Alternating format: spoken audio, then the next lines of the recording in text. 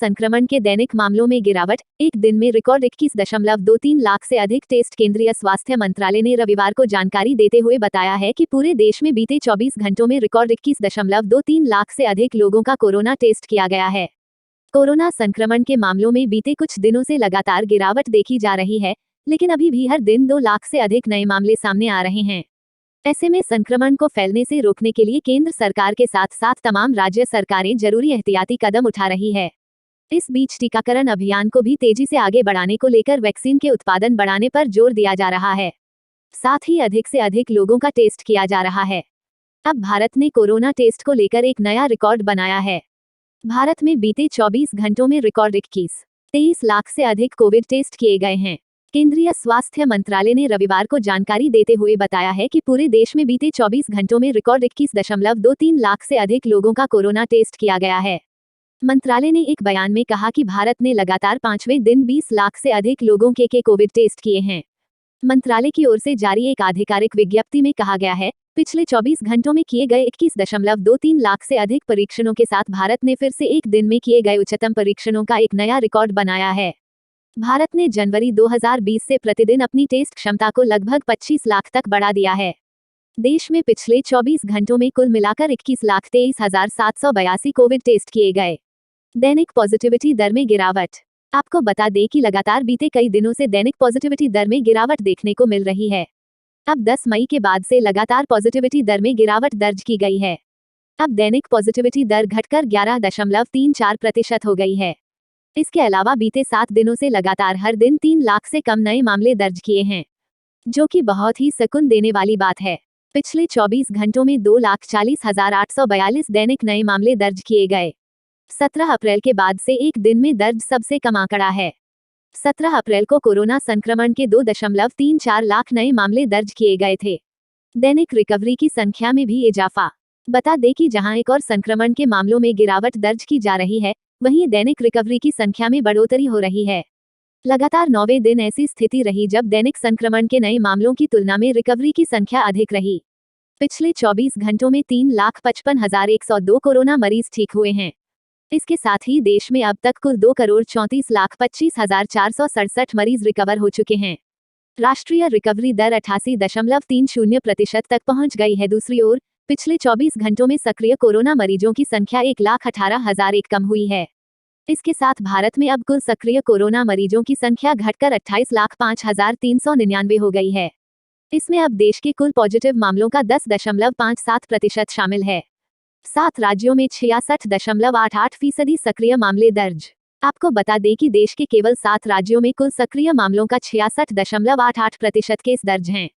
इनमें वे कर्नाटक, महाराष्ट्र, केरल, तमिलनाडु, आंध्र प्रदेश, पश्चिम बंगाल और राजस्थान शामिल हैं। राष्ट्रीय मृत्यु दर 1.13%। जहां एक और कोरोना संक्रमण के मामलों में कमी देखी जा रही है, वहीं राष्ट्रीय मृत्यु दर में भी गिरावट दर्ज की जा रही है। अब राष्ट्रीय मृत्यु दर वर्तमान में 1.13% है। पिछले 24 घंटों में 3,741 मौतें हुई हैं। सिर्फ 10 राज्यों में नई मौतों का 73.88% मामले दर्ज किए गए हैं। इनमें महाराष्ट्र में सबसे अधिक 682 हताहत हुए। कर्नाटक में 451 मौतें हुई। वहीं अन्य राज्यों केंद्र शासित प्रदेशों में तमिलनाडु, उत्तर प्रदेश, पंजाब, दिल्ली, केरल, पश्चिम बंगाल, उत्तराखंड और आंध्र प्रदेश शामिल हैं। अब तक 19.50 करोड़ टीका लगाया गया। बता दें कि राष्ट्रव्यापी टीकाकरण अभियान के तहत अब तक कोरोना वैक्सीन की 19.50 करोड़ से अधिक खुराक लगाई जा चुकी है। आज रविवार सुबह 7 बजे तक 28,808 सत्रों में कुल 19,50,04,184 वैक्सीन खुराक दी जा चुकी हैं। वैक्सीन की पहली खुराक लेने वाले 97,52,900 स्वास्थ्यकर्मी HCWS और दूसरी खुराक लेने वाले 67,614 HCWS शामिल हैं।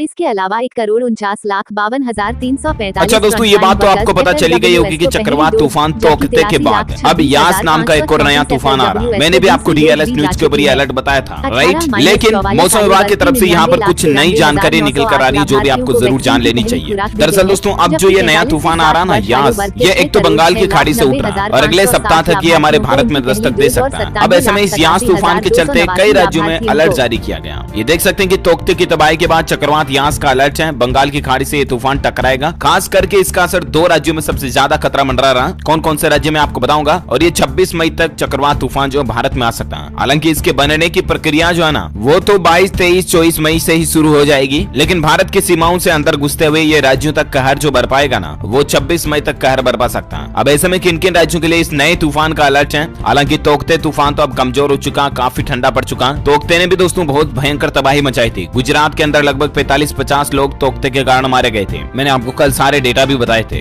राइट। मतलब क्या बोलूं आपको, हजारों तो पेड़ गिर गए, सैकड़ों बिजली के खंभे गिर गए, हजारों घर तबाह हो गए, लोगों के चद्दर टीन शेड उड़ गए। तो इन सभी नुकसान को देखते हुए कल प्रधानमंत्री नरेंद्र मोदी ने गुजरात का हवाई दौरा करते हुए जायजा भी लिया और 1000 करोड़ रुपए का राहत पैकेज देने का ऐलान भी किया। वहीं सभी राज्यों में जहां जहां भी तूफान से तबाही मची है ना, महाराष्ट्र, राजस्थान, गुजरात, उत्तर प्रदेश वगैरह, जिन भी राज्यों में इस चक्रवात तूफान तोकते की वजह से जिन लोगों की जान चली गई, उनके परिवारों को सरकार ने 2-2 लाख रुपए का देने का ऐलान भी किया है और घायलों के परिवारों को 50-50 हजार रुपए का मुआवजा देने का भी ऐलान किया, राइट। लेकिन अब यहाँ पर ये तो तोकते तो चलो ठीक है, इसकी फिल्म अब खत्म होने वाली है, ठंडा हो गया, तोकते धीरे धीरे नॉर्मल हो गया। अब यहाँ पर जो नया अलर्ट आ रहा है दोस्तों, वो YAAS यास करके एक नया तूफान आ रहा। ये जो एक और चक्रवाती तूफान आ रहा ना, इसको लेकर मौसम विभाग का अनुमान है दोस्तों कि कई राज्यों पर ये असर डाल सकता है। अच्छा, ये जो नया चक्रवाती तूफान है दोस्तों, ये उत्तर अंडमान सागर और बंगाल की पूर्वी मध्य खाड़ी में 22 मई को कम दबाव का क्षेत्र बनने की संभावना के चलते बन सकता है, जो कि एक चक्रवाती तूफान में तब्दील हो सकता है। ये मतलब एक पहले से अनुमान लगाया जा रहा, अलर्ट जारी किया गया। और इसके बाद ये अगर तूफान में बदल जाता है तो इसका नाम रहेगा चक्रवात यास, जो कि 26 से 27 मई को पूर्वी तट पर पहुंचने का अनुमान है। भारतीय मौसम विज्ञान विभाग ने कल इस बात की जानकारी दी है। अब दोस्तों ये अगर तूफान जो है ना, बंगाल की खाड़ी और अंडमान सागर में बनने वाला अगर चक्रवात में बदल जाता है और भारत की सीमाओं में प्रवेश करता है, तो किन किन राज्यों में खतरा मंडरा रहा है, किन किन राज्यों में ये तूफान तबाही मचा सकता है। तो इसको लेकर मौसम विभाग का कहना है कि एक तो पश्चिम बंगाल, उड़ीसा, असम और मेघालय, इन 4 राज्यों में सबसे ज्यादा इस तूफान का प्रभाव हमें देखने को मिल सकता है। बाकी अंडमान निकोबार, कोलकाता, दक्षिण बंगाल, असम, मेघालय, इन जगहों पर भी भारी बारिश होने की संभावना है इस तूफान के चलते, है ना। तो ये मौसम विभाग की तरफ से अलर्ट था जो मैंने आपको बता दिया। उम्मीद आपको जरूर जानकारी मिली होगी। वैसे दोस्तों आप मुझे नीचे कमेंट्स करके बताइए कि आप कौन से राज्य में रहते हैं, ताकि पर्टिकुलर मैं आपके राज्य के समाचार भी आपके मोबाइल तक पहुंचा दूंगा। और बाकी इस वीडियो को लाइक करना, शेयर भी करना अपने दोस्तों के साथ फेसबुक और व्हाट्सएप पर। और सावधान रहना, है ना। 24, 25, 26 से ऑलरेडी सावधान, सतर्क रहना शुरू हो जाना अगर आप भी इन 4-5 राज्यों में रहते हैं जो मैंने आपको बताया था। और हाँ, वीडियो को लाइक और शेयर करना और DLS न्यूज चैनल को सब्सक्राइब करके बेल आइकन जरूर दबा देना, ताकि आपको रोजाना के ताजा अपडेट्स तुरंत आपके मोबाइल पर मिल जाएंगे। ओके, मिलेंगे अगले नेक्स्ट अपडेट में। तब तक के लिए thank you, take care, good bye, जय हिंद, जय भारत, वंदे मातरम।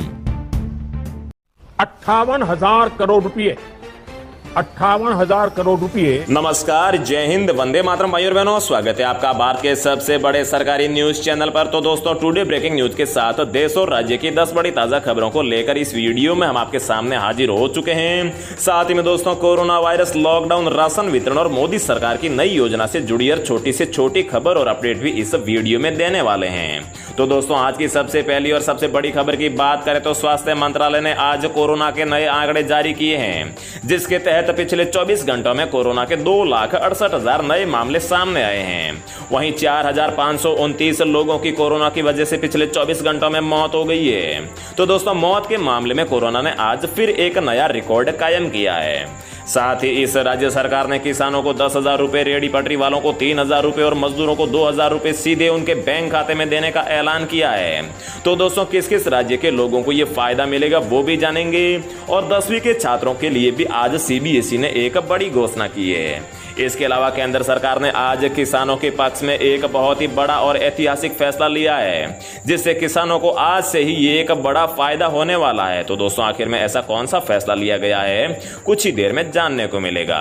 और दोस्तों, कई राज्यों में आज एक बार फिर से लॉकडाउन को बढ़ा दिया गया है, तो कहीं लॉकडाउन को और ज्यादा सख्त किया गया है, तो कुछ राज्यों में लॉकडाउन को समाप्त करने का भी ऐलान हो चुका है।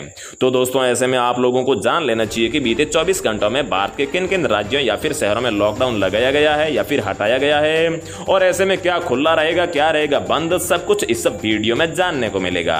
और दोस्तों, अगर आप लोगों के घर में माताएं बहनें खाना बनाने के लिए LPG गैस सिलेंडर का इस्तेमाल करती है, तो भी इस वीडियो में आप लोगों के लिए एक फायदे की खबर लेकर आए हैं। तो दोस्तों, इन्हीं सभी खबरों को एक एक करके इस वीडियो में हम आपको देने वाले हैं। चलिए खबरों का सिलसिला शुरू करते हैं। लेकिन दोस्तों, आगे बढ़ने से पहले मेरी आपसे एक छोटी सी गुजारिश है कि अगर आप इस चैनल पर पहली बार आए हैं तो चैनल को सब्सक्राइब कर लीजिए और साथ ही में वीडियो को एक लाइक भी जरूर कर दीजिए।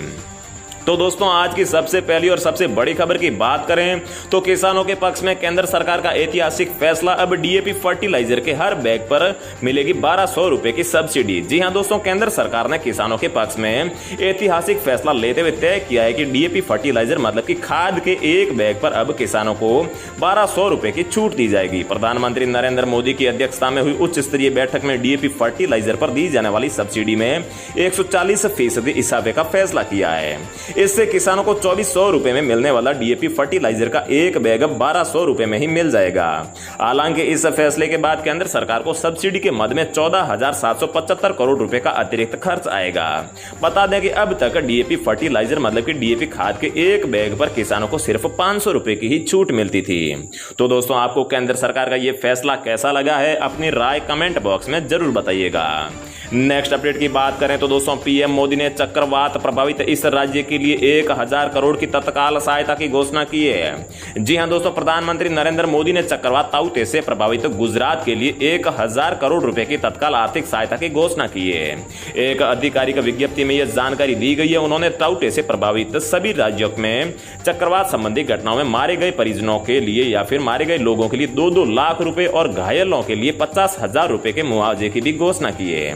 प्रधानमंत्री ने गुजरात के मुख्यमंत्री विजय रूपाणी और शीर्ष अधिकारियों के साथ यहां चक्रवात की वजह से हुए नुकसान के आकलन के लिए समीक्षा बैठक के बाद में यह सहायता पैकेज को मंजूरी दी है। अगली बड़ी खबर की बात करें तो इस राज्य में लॉकडाउन प्रभावित लोगों के लिए 1250 करोड़ रुपए के पैकेज की घोषणा। जी हां दोस्तों, कर्नाटक के मुख्यमंत्री बीएस येदियुरप्पा की सरकार ने आज राज्य में लॉकडाउन से प्रभावित लोगों के लिए 1250 करोड़ रुपए के राहत पैकेज की घोषणा की है। इसके साथ ही मुख्यमंत्री ने कहा है कि अभी तक राज्य में लॉकडाउन को और बढ़ाने के बारे में कोई फैसला नहीं किया गया है। इस बारे में 24 मई से फैसला ले लिया जाएगा। 24 मई को राज्य में लॉकडाउन की मियाद खत्म हो रही है। तो दोस्तों हम आपको बता दें कि 1250 करोड़ रुपए के पैकेज में किन लोगों को क्या मिलेगा। तो हम आपको बता दें कि ऑटो टैक्सी चालकों को 3000 रुपए की वित्तीय सहायता दी जाएगी। फूलों की खेती करने वाले किसानों को 10,000 रुपए प्रति हेक्टेयर के हिसाब से दिए जाएंगे। फुटपाथ पर फूल सब्जी या फिर अन्य कोई भी जो हॉकर्स है उनको 3000 रुपए दिए जाएंगे। फिल्म लाइन में काम करने वाले लोगों को भी 3000 रुपए की वित्तीय सहायता दी जाएगी। प्रधानमंत्री गरीब कल्याण योजना के तहत सभी लोगों को 5 किलो मुफ्त जो है चावल दिया जाएगा और अनऑर्गेनाइज्ड श्रमिकों को 2000 रुपए सीधे उनके बैंक अकाउंट में भेजे जाएंगे। इस तरह से कोरोना काल में राज्य सरकार लोगों के खाते में टोटल 1250 करोड़ रुपए भेजेगी। तो दोस्तों आपको इस राज्य सरकार का ये फैसला कैसा लगा है, साथ ही में क्या आपके राज्य में भी ऐसा यहाँ पर नियम या फिर ऐसी योजना लागू होनी चाहिए या फिर नहीं, जरूर बताएं और आपके राज्य का भी नाम कमेंट बॉक्स में बताना बिल्कुल ना भूलिएगा। नेक्स्ट अपडेट की बात करें तो सीएम अशोक गहलोत का बड़ा फैसला, राजस्थान में महामारी घोषित हुआ ब्लैक फंगस। जी हाँ दोस्तों, गहलोत सरकार ने इसका ऐलान करते हुए कहा है कि ब्लैक फंगस अब खतरनाक रूप लेता जा रहा है और कई राज्यों में तेजी से फैल रहा है, इसलिए इस पर अधिक ध्यान देने की आवश्यकता है। बता दें कि म्यूकोरमाइकोसिस या ब्लैक फंगस एक गंभीर और दुर्लभ फंगल इंफेक्शन है जिसकी वजह से संक्रमित मरीजों की आंखें निकालनी पड़ती है और गर्दन की हड्डी को भी निकालना पड़ता है। इससे मरीजों की मौत हो जाती है। केंद्रीय स्वास्थ्य मंत्री डॉक्टर हर्षवर्धन ने ट्वीट करके बताया है कि आंखों में लालपन या फिर दर्द होने पर, बुखार, खांसी, सिर दर्द, सांस में तकलीफ, साफ साफ दिखाई नहीं देना, उल्टी में खून आना या फिर मानसिक स्थिति में बदलाव ब्लैक फंगस के ही लक्षण हो सकते हैं। एम्स दिल्ली के निदेशक रणदीप गुलेरिया ने कहा है कि कोरोना वायरस से पीड़ित मरीजों पर आमतौर पर 5 से 10 दिन तक स्टेरॉइड की जरूरत पड़ती है। इससे ज्यादा दिनों तक मरीजों को यह दवाएं दी जाए तो ब्लैक फंगस की आशंका बढ़ जाती है। मतलब कि ब्लैक फंगस उन्हीं लोगों को हो रहा है जिन लोगों को कोरोना हुआ था और कोरोना के दौरान जिन लोगों को स्टेरॉइड ज्यादा मात्रा में दी जाती है उन्हें ही यहां पर ब्लैक फंगस का खतरा है। अगली खबर की बात करें तो खेत तालाब योजना में किसानों का ऑनलाइन रजिस्ट्रेशन हुआ शुरू, मिलेंगे ये बड़े लाभ।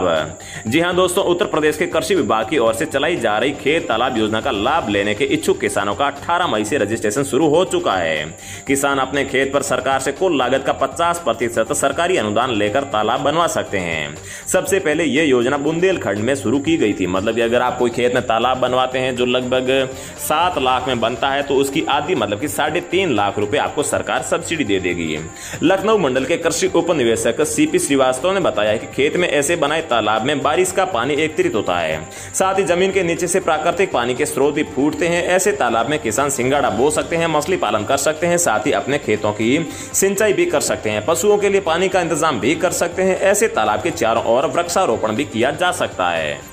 अगली खबर की बात करें तो इस सरकारी योजना से हर महीने बैंक खाते में आएंगे 5,000 रुपए। आज ही करें आवेदन। जी हां दोस्तों, हम सभी अपने परिवार की आजीविका के लिए दिन रात मेहनत करते हैं, लेकिन क्या कभी आपने सोचा है कि जब हम वृद्धावस्था में पहुंच जाएंगे और हमारा शरीर काम करने के काबिल नहीं होगा तब क्या होगा? नौकरी तो होगी नहीं, तब हमें अपने रोजाना के खर्चों के लिए पैसे कहां से मिलेंगे? इसका एक आसान सा रास्ता है सरकार की अटल पेंशन योजना। इस योजना का लाभ भारत का हर वो नागरिक ले सकता है जो इनकम टैक्स नहीं भरता है, मतलब कि जिसकी कमाई इनकम टैक्स स्लैब से बाहर है। इससे पहले असंगठित क्षेत्र को पेंशन से जुड़ी किसी स्कीम का लाभ नहीं मिलता था और अटल पेंशन योजना के तहत निवेश करने पर आपको रिटायर होने के बाद हर महीने पेंशन मिलती है। आप जितनी जल्दी अटल पेंशन योजना से जुड़ेंगे उतना ही अधिक आपको फायदा होगा। अगर कोई व्यक्ति 18 साल की उम्र में अटल पेंशन योजना से जुड़ता है तो उसे हर महीने 210 रुपए का निवेश करना होगा और रिटायर होने के बाद में 60 साल की उम्र से आपको हर महीने 5,000 रुपए मासिक पेंशन मिलेगी। इस योजना के तहत आवेदन करने के लिए आप पोस्ट ऑफिस या फिर बैंक में जाकर खाता खुलवा सकते हैं। अगली खबर की बात करें तो जवान लड़के लड़कियों के लिए या फिर बॉयफ्रेंड गर्लफ्रेंड के लिए आज एक नया नियम आया है। लिव इन रिलेशनशिप नैतिक सामाजिक रूप से अस्वीकार्य, पंजाब हाई कोर्ट ने दिया है आदेश। जी हां दोस्तों, पंजाब और हरियाणा उच्च न्यायालय ने सुरक्षा की मांग करने वाले एक प्रेमी जोड़े द्वारा दायर याचिका को खारिज करते हुए कहा है कि लिव इन रिलेशनशिप नैतिक और सामाजिक रूप से अस्वीकार्य है। याचिकाकर्ता गुलजा कुमारी और साथ ही गुरविंदर सिंह ने याचिका में कहा है कि वे एक साथ रह रहे हैं और जल्दी शादी करना चाहते हैं। उन्होंने कुमारी के माता पिता से अपनी जान को खतरा होने की आशंका जताई थी। न्यायमूर्ति एच.एस. मदान ने अपने 11 मई के आदेश में कहा है कि वास्तव में याचिकाकर्ता याचिका दायर करने के आड़ में अपने लिव इन रिलेशनशिप पर अनुमोदन की मुहर की मांग कर रहे हैं, जो नैतिक और असामाजिक रूप से स्वीकार्य नहीं है। याचिका में कोई सुरक्षा आदेश पारित नहीं किया जा सकता, तदनुसार जो है याचिका उसे खारिज कर दी गई है। कहने का मतलब यह है कि दोस्तों, लिव इन रिलेशनशिप को भारत में यहाँ पर कोई भी स्थान नहीं दिया गया है। इसे यहाँ पर समाज में और साथ ही में कानून में भी अस्वीकार्य कहा गया है। अगली खबर की बात करें तो दोस्तों, खेत तालाब योजना में किसानों का ऑनलाइन रजिस्ट्रेशन हुआ शुरू, मिलेंगे ये बड़े लाभ। जी हां दोस्तों, उत्तर प्रदेश के कृषि विभाग की ओर से चलाई जा रही खेत तालाब योजना का लाभ लेने के इच्छुक किसानों का 18 मई से रजिस्ट्रेशन शुरू हो चुका है। किसान अपने खेत पर सरकार से कुल लागत का 50% सरकारी अनुदान लेकर तालाब बनवा सकते हैं। इससे पहले ये योजना बुंदेलखंड में शुरुआत की गई थी। तो दोस्तों, हम आपको बता दें कि अगर आप अपने खेत में तालाब बनवाना चाहते हैं जिसकी लागत 10 लाख रुपए है, तो उसका जो 5 लाख रुपए है, मतलब कि 50% है, वो आपको सरकार देगी। लखनऊ मंडल के कृषि उप निवेशक श्री पी श्रीवास्तव ने बताया है कि खेत में बने ऐसे तालाब में बारिश का पानी एकत्रित होता है, साथ ही जमीन के नीचे से पानी के प्राकृतिक स्रोत भी फूटते हैं। ऐसे तालाब में किसान सिंगाड़ा बो सकते हैं, मछली पालन भी कर सकते हैं, साथ ही अपने खेत की सिंचाई भी कर सकते हैं, पशुओं के लिए पानी का इंतजाम भी कर सकते हैं। ऐसे तालाब के चारों ओर वृक्षारोपण भी किया जा सकता है। तो दोस्तों, उत्तर प्रदेश के लोग इस योजना का तहत आवेदन करके फायदा ले सकते हैं। तो दोस्तों, रोजाना ऐसी खबरें पाते रहने के लिए चैनल को सब्सक्राइब करके बेल आइकन प्रेस कर लीजिए। जय हिंद, वंदे मातरम। आज रात 12 बजे से पूरे देश में, ध्यान से सुनिए, पूरे देश में। हेलो दोस्तों, नमस्कार। स्वागत है आप सभी का दिन भर के ताज़ा तरीन खबरों को लेकर। दोस्तों, देश भर की पूरी खबर को लेकर हम आपके सामने हाजिर हो चुके हैं। पूरी देश की खबर यहाँ पे हम आपको बताएंगे। आरबीआई ने एक और बैंक पर लगाया जुर्माना, क्या है पूरी खबर, इसका ग्राहकों पर क्या होगा असर, हम आपको बताएंगे। इसके साथ साथ दोस्तों, टैक्स पेयर्स के लिए बहुत ही काम की खबर आ रही है। इसके साथ साथ दोस्तों, भारत में कोरोना वैक्सीन की डोज में गैप बढ़ा है, क्या है पूरी खबर, हम आपको बताएंगे। तो चलिए शुरू करते हैं सभी खबरों को विस्तार से। तो सबसे पहले मैं आपको बता दूं, जो आपकी सबसे महत्वपूर्ण खबर है वह है पूरे पिछले 24 घंटे में कोरोना के आंकड़ों को लेकर। तो दोस्तों, मैं आपको बता दूं, पिछले 24 घंटे में 2.67 लाख नए केस आए हैं। लेकिन अगर हम बात करते हैं इसमें मौत के आंकड़े को, तो 4,529 मरीजों ने अपनी जान भी गंवाई है। उसके साथ साथ दोस्तों, मैं आपको बता दूं, भारत में कोरोना वैक्सीन की डोज में गैप बढ़ा। आइए जानते हैं दूसरे देशों में वैक्सीन के क्या हैं नियम। तो भारत में लोगों को सबसे ज़्यादा कोविशील्ड वैक्सीन की डोज लग रही है। पहले लोग खुश थे कि 1 महीने से 2 महीने में उन्हें कोरोना वैक्सीन की दोनों डोज लग जाएंगी। अब केंद्र सरकार ने 2 डोज के बीच समय को बढ़ा दिया, इसे 12 से 16 हफ्ते कर दिया। लोगों की समझ में नहीं आ रहा कि अब वो क्या करे, क्या इतना अंतर सही है, क्या इससे लोगों को फायदा होगा, क्या बाकी देशों में भी ऐसा ही हाल है। तो आइए जानते हैं कि किस देश में किस वैक्सीन के डोज के बीच कितना अंतर है। तो दोस्तों, मैं आपको बता दूं, कोविशील्ड की अगर बात करते हैं तो भारत में केंद्र सरकार ने कोविशील्ड के 2 डोज के बीच के अंतर को बढ़ाकर 12 से 16 हफ्ते कर दिया, यानी 3 से 4 महीने। वहीं आपको मैं बता दूं, अगर बात करते हैं कि यूके की, तो यूके में कोविशील्ड वैक्सीन की डोज में अंतर बढ़ाया बढ़ाया गया है तो आप जानकर हैरान होंगे कि ब्रिटेन पिछले साल दिसंबर में ही इस वैक्सीन की डोज के बीच गैप बढ़ाकर 12 हफ्ते कर दिया था, लेकिन B1617 कोरोना वेरिएंट के आने के बाद मची तबाही से डरकर डोज के गैप को घटाकर 8 हफ्ते उसने कर दिया। वहीं ब्रिटेन में बात करें तो बायोएनटेक की कोरोना वैक्सीन के दोनों डोज में 12 हफ्ते का अंतर रखा था। अगर कोवैक्सीन की बात करते हैं तो भारत सरकार ने इस वैक्सीन के डोज के बीच अंतर बढ़ाने की फिलहाल कोई बात नहीं की है। कोवैक्सीन के 2 डोज के बीच 4 से 6 हफ्ते का ही अंतर है। हालांकि हो सकता है कि भविष्य में इस वैक्सीन के डोज को लेकर तय किए गए अंतर को बढ़ाया जाए। यह निर्भर करता है वैक्सीन की उत्पादन क्षमता और कोरोना वेरिएंट के बढ़ते असर पर। कोवैक्सीन को भारत बायोटेक इंटरनेशनल लिमिटेड ने बनाया है। स्पुतनिक 5 की बात करें तो रूस से आई कोरोना वैक्सीन स्पुतनिक 5 वैक्सीन को बनाने वाली संस्था गामेलिया रिसर्च सेंटर ने कहा है कि फिलहाल स्पुतनिक वैक्सीन के 2 डोज के बीच 3 हफ्ते का गैप है। वहीं दोस्तों मैं आपको बता दूं अगली जो खबर आ रही है वह आ रही है आरबीआई की ओर से। रिजर्व बैंक ऑफ इंडिया ने एक और सहकारी बैंक पर जुर्माना लगाया है। आरबीआई ने महाराष्ट्र के प्रियदर्शनी महिला नगरी सहकारी बैंक पर 1 लाख रुपए का जुर्माना लगाया। रिजर्व बैंक ने यह जुर्माना सुपरवाइजरी एक्शन फ्रेमवर्क के तहत जारी किए गए कुछ निर्देशों का पालन नहीं करने की वजह से लगाया है। अगर बात करते हैं इसका ग्राहकों पर असर के, तो मैं आपको बता दूं रिजर्व बैंक की इस कार्रवाई का इसके ग्राहकों पर कोई असर पड़ेगा, तो इसका जवाब है नहीं। इस फैसले से बैंक के ग्राहकों पर किसी तरह का कोई असर नहीं होगा। आरबीआई ने ग्राहकों को मिलने वाली सुविधा पर किसी तरह की रोक नहीं लगाई है। वहीं दोस्तों मैं आपको बता दूं टैक्स पेयर्स के लिए ध्यान देने वाली खबर है। कोरोना महामारी की दूसरी लहर को देखते हुए इनकम टैक्स डिपार्टमेंट ने हाल ही में टैक्स पेयर को राहत पहुंचाने के लिए कुछ टाइमलाइन को आगे बढ़ा दिया था। टैक्स पेयर और टैक्स सलाहकारों की अपील के बाद central board of direct taxes ने पिछली बार कई डेडलाइंस को 30 अप्रैल 2021 तक बढ़ा दिया गया था। वहीं दोस्तों मैं आपको बता दूं अगली जो खबर आ रही है वह आ रही है बड़ी खबर है रेमडेसिविर को कोरोना मरीजों के इलाज से हटाने पर हो रहा है विचार, क्योंकि यह असरदार नहीं है। जी हां दोस्तों, देश में कोरोना वायरस महामारी की दूसरी लहर का अभी थमा नहीं है। कुछ दिनों से कोरोना के नए केस लगातार कम हो रहे हैं। इसके बावजूद बीमारी से मरने वालों का आंकड़ा कम होने का नाम नहीं ले रहा है, जिसे लेकर रेमडेसिविर को कोरोना मरीजों के इलाज से हटाने पर विचार किया जा रहा है, क्योंकि यह असरदार होने की बात नहीं की जा रही। इसमें असरदार होने के कोई सबूत नहीं मिले हैं। तो फिलहाल इस वीडियो में इतना ही। ऐसे ही खबरों के लिए बने रहिए हमारे इस वीडियो के साथ। Bye and thanks for watching this video. जब जरूरी हो तभी बाहर निकले, कोविड अनुशासन का पूरा पालन करें।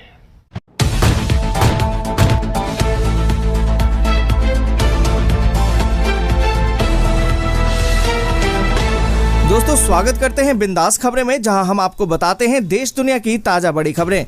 दोस्तों जहां देश में कोरोना की दूसरी लहर ने कहर मचा रखा है, वहीं इसको देखते हुए कुछ राज्यों ने तो लॉकडाउन लगा दिया है और कुछ राज्यों में कर्फ्यू और कहीं पर तो धारा 144 लगा दिया गया है। इसको लेकर कल प्रधानमंत्री नरेंद्र मोदी जी ने भी कुछ बड़े ऐलान और बड़ी घोषणाएं की हैं। इसलिए आप सभी से हाथ जोड़कर निवेदन है कि इस वीडियो को पूरा और अंत तक जरूर देखें। तो आइए आपको बताते हैं देश दुनिया की बड़ी खबरें सिर्फ 10 मिनट में। और इसी के साथ दोस्तों आज की पहली बड़ी खबर की गहलोत सरकार ने 21 जून तक के लिए बढ़ा दी है धारा 144। सार्वजनिक जगहों पर अब लोगों के इकट्ठा होने पर रोक। दोस्तों यहाँ पर आपको बता दें कि कोरोना को देखते हुए राजस्थान में पाबंदियां आगे भी जारी रहेंगी। मुख्यमंत्री अशोक गहलोत ने बुधवार को सभी जिलों में धारा 144 की अवधि अब 21 जून तक के लिए बढ़ाने का फैसला किया है। इसके बाद गृह विभाग ने इसके लिए अधिसूचना भी जारी कर दी है और ये अवधि 21 मई को खत्म हो रही थी। दोस्तों यहाँ पर आपको बता दें कि धारा 144 लागू होने के बाद 5 या इससे ज्यादा लोगों के इकट्ठा होने पर रोक होती है। और इसी के साथ दोस्तों अगली बड़ी खबर की कर्नाटक सरकार ने किया 1250 करोड़ रुपए के राहत पैकेज का ऐलान। दोस्तों यहाँ पर आपको बता दें कि कोविड-19 की दूसरी लहर से जूझ रहे कर्नाटक के लिए राज्य की येदियुरप्पा सरकार ने सहायता पैकेज का ऐलान कर दिया है। येदियुरप्पा सरकार ने कर्नाटक के लिए 1250 करोड़ रुपए के राहत पैकेज की घोषणा कर दी है। मंत्रिमंडल की बैठक के बाद कर्नाटक के सीएम बीएस येदियुरप्पा ने अलग अलग तबके के लिए सहायता पैकेज का ऐलान किया। दोस्तों यहाँ पर आपको बता दें कि ऑटो टैक्सी चालकों को 3000 रूपए की वित्तीय सहायता दी जाएगी, जबकि फूल की खेती करने वालों को भी 10,000 प्रति हेक्टेयर की मदद की जाएगी। वहीं फुटपाथ पर फूल और सब्जी बेचने वाले हॉकर्स को 3000 रूपए की मदद दी जाएगी। फिल्म लाइन वर्कर्स को भी 3000 रूपए की मदद दी जाएगी। प्रधानमंत्री गरीब कल्याण अन्न योजना के तहत सभी को 5 किलो चावल दिया जाएगा। अनऑर्गेनाइज्ड लेबर को भी 2000 रूपए की मदद दी जाएगी और सभी को सीधे बैंक अकाउंट में पैसे भेजे जाएंगे। और इसी के साथ दोस्तों अगली बड़ी खबर की सीबीएसई ने जारी किए निर्देश, 10वीं बोर्ड का रिजल्ट अब जुलाई में होगा घोषित। दोस्तों यहाँ पर आपको बता दें कि कोरोना महामारी के बढ़ते संक्रमण की वजह से central board of secondary education यानी कि सीबीएसई ने 10वीं बोर्ड की परीक्षा को पहले ही रद्द कर दिया है। अब इस बीच 10वीं के रिजल्ट की घोषणा जुलाई में जारी करने के निर्देश दिए गए हैं। और इसी के साथ दोस्तों अगली बड़ी खबर की सीएम शिवराज का ऐलान, 31 मई तक कर्फ्यू का सख्ती से हो पालन, जून में धीरे धीरे अनलॉक होगा एमपी। दोस्तों यहाँ पर आपको बता दें कि कोरोना कर्फ्यू को लेकर सीएम शिवराज सिंह चौहान ने एक बड़ा ऐलान कर दिया है। उन्होंने राज्य भर में कोरोना कर्फ्यू बढ़ाकर 31 मई कर दिया है। आपको बता दें कि सीएम शिवराज सिंह चौहान ने कहा कि प्रदेश भर में 31 मई तक कोरोना कर्फ्यू का कड़ाई से पालन किया जाएगा। अभी कोरोना गया नहीं है, इसे गंभीरता से लेना चाहिए। इसके बाद धीरे धीरे जून में कोरोना कर्फ्यू में छूट दी जाएगी। उन्होंने ये घोषणा उज्जैन संभाग में जिला विकास खंड तथा ग्राम स्तरीय क्राइसिस मैनेजमेंट ग्रुप को संबोधित करते हुए लिया। आपको बता दें कि इस मौके पर उन्होंने सभी अधिकारियों कर्मचारियों के प्रयासों की तारीफ भी की है। कहा है कि प्रशासन बधाई का पात्र है, जिसने दिन रात मेहनत करके कोरोना को हराया है। और इसी के साथ दोस्तों अगली बड़ी खबर की राशन कार्ड के बिना भी फ्री में मिलेगा अनाज, सरकार ने दी लोगों को राहत, जानिए कैसे ले सकते हैं इसका लाभ। दोस्तों यहाँ पर आपको बता दें कि कोरोना काल में गरीबों को खाने पीने की समस्या न हो, इसके लिए केंद्र सरकार ने प्रधानमंत्री गरीब कल्याण अन्न योजना के तहत मई और जून में राशन कार्ड धारकों को मुफ्त में राशन देने का ऐलान किया था। इसी के तर्ज पर अब दिल्ली और यूपी सरकार ने भी एक घोषणा कर दी है, जिसके तहत बिना राशन कार्ड वाले लोग भी अब फ्री में अनाज का लाभ ले सकेंगे। इसके लिए उन्हें अपने नजदीकी राशन केंद्र विक्रेता से संपर्क करना होगा। यहाँ पर दोस्तों आपको बता दें कि मुख्यमंत्री अरविंद केजरीवाल ने मंगलवार को लोगों को राहत देते हुए ऐलान किया कि राजधानी में अब बिना राशन कार्ड वाले लोग भी राशन की दुकानों से मुफ्त में राशन ले सकेंगे। और इसी के साथ दोस्तों अगली बड़ी खबर की सुधर रहे हैं दिल्ली के हालात। 46 दिन बाद दिल्ली में कोरोना के नए मामले 4000 से भी कम। दोस्तों यहाँ पर आपको बता दें कि राष्ट्रीय राजधानी में एक दिन में कोविड-19 के 3846 नए मामले सामने आए, जो 5 अप्रैल के बाद सबसे कम दैनिक मामले हैं। आपको बता दें कि दिल्ली सरकार द्वारा जारी किए गए एक स्वास्थ्य बुलेटिन के अनुसार इस अवधि में संक्रमण से 235 और लोगों की मौत हो गई है। वहीं संक्रमण दर भी गिरावट के साथ 5.78% हो गई है। दोस्तों आगे बढ़े उससे पहले एक छोटी सी रिक्वेस्ट है, इस वीडियो को लाइक और दोस्तों के साथ शेयर करना बिल्कुल भी ना भूलें। अगर अभी तक आपने चैनल को सब्सक्राइब नहीं किया है तो सब्सक्राइब जल्दी से कर लें। और इसी के साथ दोस्तों अगली बड़ी खबर कि अब कोविड-19 से ठीक होने के 3 महीने बाद लगेगी वैक्सीन, सरकार का फैसला। दोस्तों यहाँ पर आपको बता दें कि केंद्रीय स्वास्थ्य मंत्रालय ने कोविड-19 टीकाकरण पर नई सिफारिशों को स्वीकार कर लिया है। दोस्तों आपको बता दें कि national expert group on vaccine administration for कोविड-19 द्वारा की गई नई सिफारिशों के अनुसार कोरोना वायरस से क्लिनिकल रिकवरी के बाद ही टीकाकरण को 3 महीने के लिए टाल दिया जाए। अब इन सिफारिशों को मंजूरी दे दी गई है। इसके बाद कोरोना से ठीक होने वाले सभी लोगों को वैक्सीन अब 3 महीने के बाद ही लग सकेगी। और इसी के साथ दोस्तों अगली बड़ी खबर की कोरोना की तीसरी लहर से निपटेगी दिल्ली सरकार, बच्चों के लिए बनेगा अब स्पेशल टास्क फोर्स। दोस्तों यहाँ पर आपको बता दें कि मुख्यमंत्री अरविंद केजरीवाल ने अधिकारियों को आग्रह किया है कि अगर कोरोना की तीसरी लहर आती है तो उससे लड़ने के लिए हमें पहले से ही तैयार रहना चाहिए। तीसरी लहर में बच्चों को बचाने के लिए विशेष टास्क फोर्स का गठन किया जाएगा। अस्पतालों में बेड्स, ऑक्सीजन और दवाओं का पहले से ही प्रबंध करने के लिए अधिकारियों की एक कमेटी बनेगी। यहाँ पर दोस्तों आपको बता दें कि अस्पतालों में ऑक्सीजन की आपूर्ति और उसकी उपलब्धता को लेकर प्राथमिकता के आधार पर काम होगा। मुख्यमंत्री ने निर्देश दिया है कि दिल्ली में लगाए जा रहे सभी ऑक्सीजन के प्लांट्स को समय से पूरा किया जाए, साथ ही भंडारण की व्यवस्था भी सुनिश्चित की जाए। और इसी के साथ दोस्तों अगली बड़ी खबर की खुशखबरी, रोज कमाने वाले परिवारों को अब हर महीने मिलेगा 1000 रूपए भरण पोषण भत्ता। दोस्तों यहाँ पर आपको बता दें कि उत्तर प्रदेश में कोविड-19 से उत्पन्न परिस्थितियों के मद्देनजर राज्य सरकार ने रोज कमाकर खाने वालों को प्रति परिवार 1000 रूपए प्रति माह दिए जाने का निर्णय लिया है। राजस्व विभाग के अनुसार कोरोना के चलते गरीब और जरूरतमंदों को तत्काल राहत पहुंचाने के उद्देश्य से सभी राशन कार्ड धारकों को 3 महीने का राशन भी निःशुल्क उपलब्ध कराया जाएगा। प्रति माह उपलब्ध कराई जाने वाली धनराशि निःशुल्क राशन के अतिरिक्त होगी। और इसी के साथ दोस्तों अगली बड़ी खबर की बॉम्बे हाई कोर्ट ने कहा कि घर घर वैक्सीनेशन कार्यक्रम शुरू करे बीएमसी, केंद्र की हरी झंडी की जरूरत नहीं। दोस्तों यहाँ पर आपको बता दें कि कोरोना की दूसरी लहर के बीच अब मुंबई में कोरोना वैक्सीनेशन को लेकर एक नई पहल की शुरुआत हो रही है। आपको बता दें कि बॉम्बे हाई कोर्ट ने कहा है कि अगर संभव हो तो बीएमसी घर घर जाकर वृद्ध और दिव्यांग लोगों को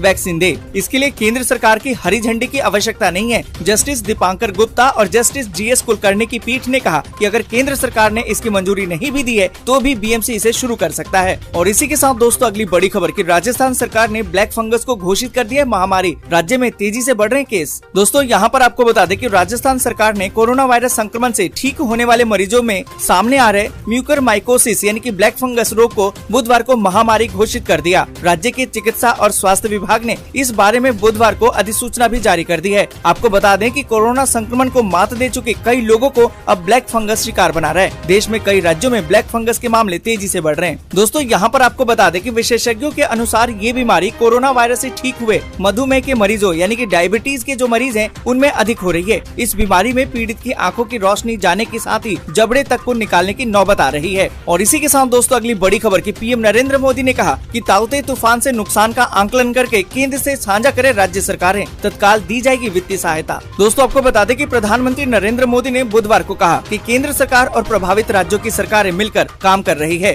राज्य सरकारें जैसे ही चक्रवाती तूफान ताउते से जो भी नुकसान हुआ है उसका आंकलन करें और केंद्र सरकार के साथ साझा करें, तत्काल वित्तीय सहायता प्रदान की जाएगी। साथ ही दोस्तों आपको बता दें कि गोवा के मुख्यमंत्री प्रमोद सावंत ने राज्य में चक्रवाती तूफान ताउते के कारण जान गंवाने वाले परिवारों के लिए 4 लाख रुपए की अनुग्रह राशि की घोषणा कर दी है। और इसी के साथ दोस्तों अगली बड़ी खबर की वोडाफोन आइडिया ग्राहकों के लिए बड़ी खुशखबरी, अब मुफ्त में मिलेगा 49 रुपए का प्लान। दोस्तों यहाँ पर आपको बता दें कि वोडाफोन आइडिया ने अपने 6 करोड़ के करीबन निम्न आय वाले ग्राहकों को 49 रुपए का मुफ्त प्लान देने की घोषणा कर दी है। महामारी के दौरान अपने ग्राहकों को कंपनी के साथ जोड़े रखने के लिए इस एक बारगी की सुविधा का प्लान का ऐलान किया गया है। कंपनी ने एक बयान में इसकी जानकारी देते हुए कहा कि इस समूह के ग्राहक यदि अपने मोबाइल सेवा के लिए 79 रुपए मूल्य का प्लान खरीदते हैं तो उन्हें इस पर करीबन दुगना लाभ होगा। दोस्तों आज के लिए बस यहीं तक। वीडियो आपको अच्छी लगी हो तो लाइक और शेयर जरूर कर दें। अगर अभी तक आपने चैनल को सब्सक्राइब नहीं किया है तो सब्सक्राइब जल्दी से कर लें।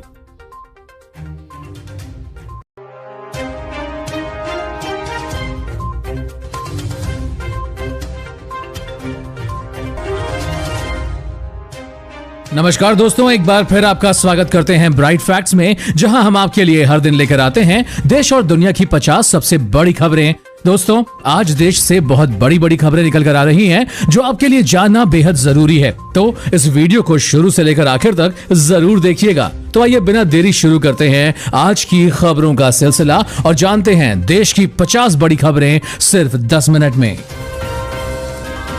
भारत में कोरोना से मौत के टूटे सारे रिकॉर्ड, पहली बार हुई एक दिन में 4,529 लोगों की मौतें और मिले 24 घंटे में 2,67,000 नए मामले।